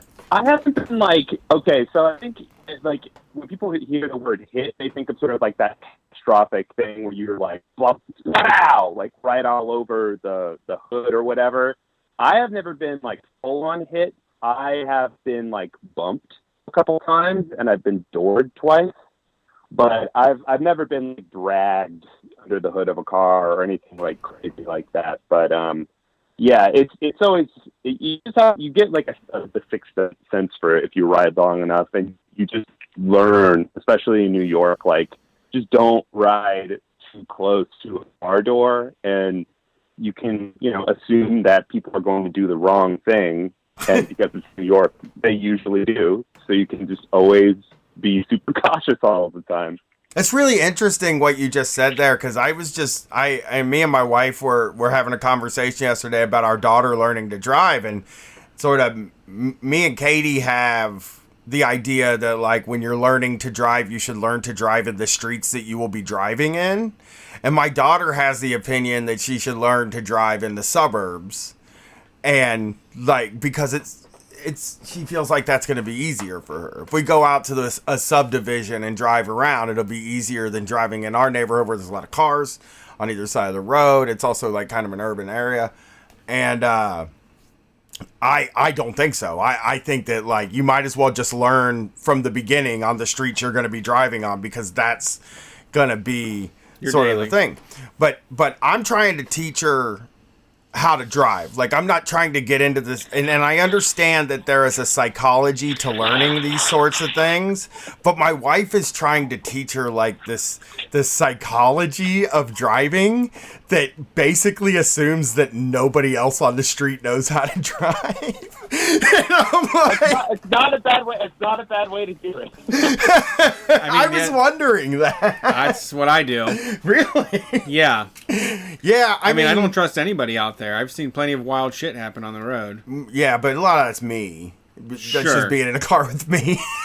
Well, I just think that I wonder if our perspective of what other people doing is really just about it's another person doing it. No, because I've been in so many situations where someone blew through a stop sign and I had to slam on my fucking brakes. Yeah. So you have to tell a kid that just because there's signs and lights and shit, that doesn't mean it. You have to actually pay attention to what the car is doing, not what the proper procedure is, because people will break that. Yeah, I've watched people that's a drive good through point. red lights and get smashed. Yeah, that's a very good point. I'm not disagreeing with it. I'm just thinking that it sort of makes. It's the way you just described doing bike messenger work. That makes that job seem really scary to me. and like it is. Yeah. I mean, I can understand. How did you get into it? How'd you get started doing it? I've just been writing for a really long time, and I used to live in Portland, Oregon, and moved out to New York, working for a really big company that I can't mention on air, unfortunately, but you know who they are. You've heard them in. I'll just say this: if you've listened to a podcast before, you have heard an advertisement for them. So I worked for them, got fired from them, and started working through the apps that like DoorDash or Caviar or Seamless, etc. I'm not going to specify which ones, just again for anonymity and that. And my neighbor actually got me into his company that he owns, and I started doing stuff through that. And that it's been about a year and change since that has happened, and it's changed a lot, obviously, since Corona. Like, all the work went away, but there seems to be just a general disparity in bike messenger work in general. You either work for a really, really, really big company that's kind of soulless, or you work for a really small one. And below that, you have the people who work for the apps really consistently, who are typically immigrants here. A lot of South African people, oddly enough, I see will working for DoorDash specifically, and then a lot of South Asian people will be working for Caviar or Seamless. It's weird. I know it sounds weird, but the way it breaks down by denomination is oddly specific in New York. So would you say, do you like this job? Is this something you're doing because you absolutely 100% have to, or is this something that you like doing? Bike messenger work or bike messenger, working through the app? The bike messenger. Oh yeah. Work. I mean, it's pretty fun. I mean, really, the only problems that I have with it is, I do comedy mostly, and I've been doing it for almost a decade now. So it's my day job, but it's absolutely most flexible that I can. I have a couple, it's weird because I have the same workplace issues that a lot of your listeners have as well, where if you have one person at your work who's a shithead, their shitheadiness will just permeate the work experience so profoundly that it can be really annoying sometimes. But the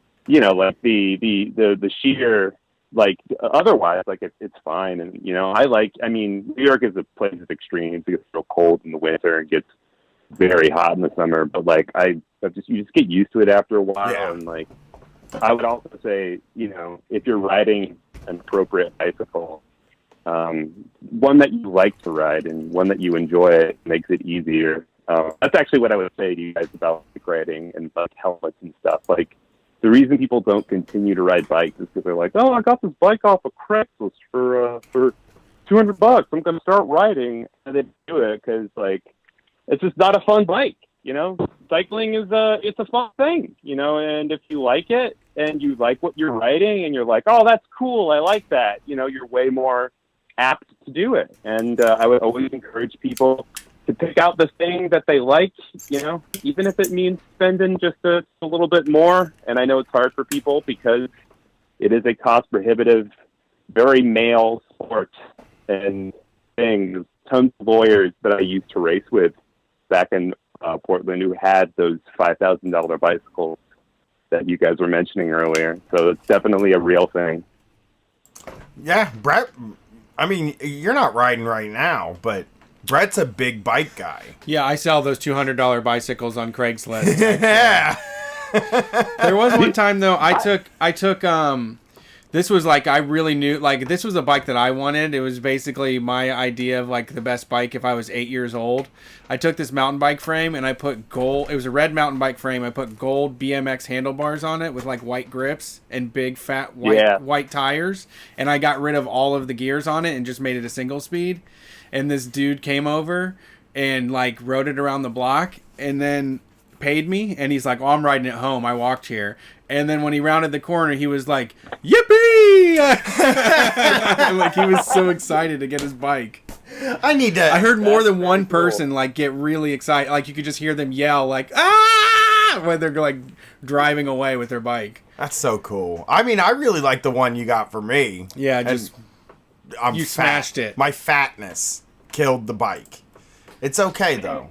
It's okay. It just If you ever need a bicycle that is built for the huskier gentleman, let's say, we recommend a brand called Surly, Surly. They're definitely like the $1,000 bike. They can be less, but like the tubing they use is just really intense. They have a thing on like the down tube that's like scrawled in there that says FFF, which stands for fatties fit fine.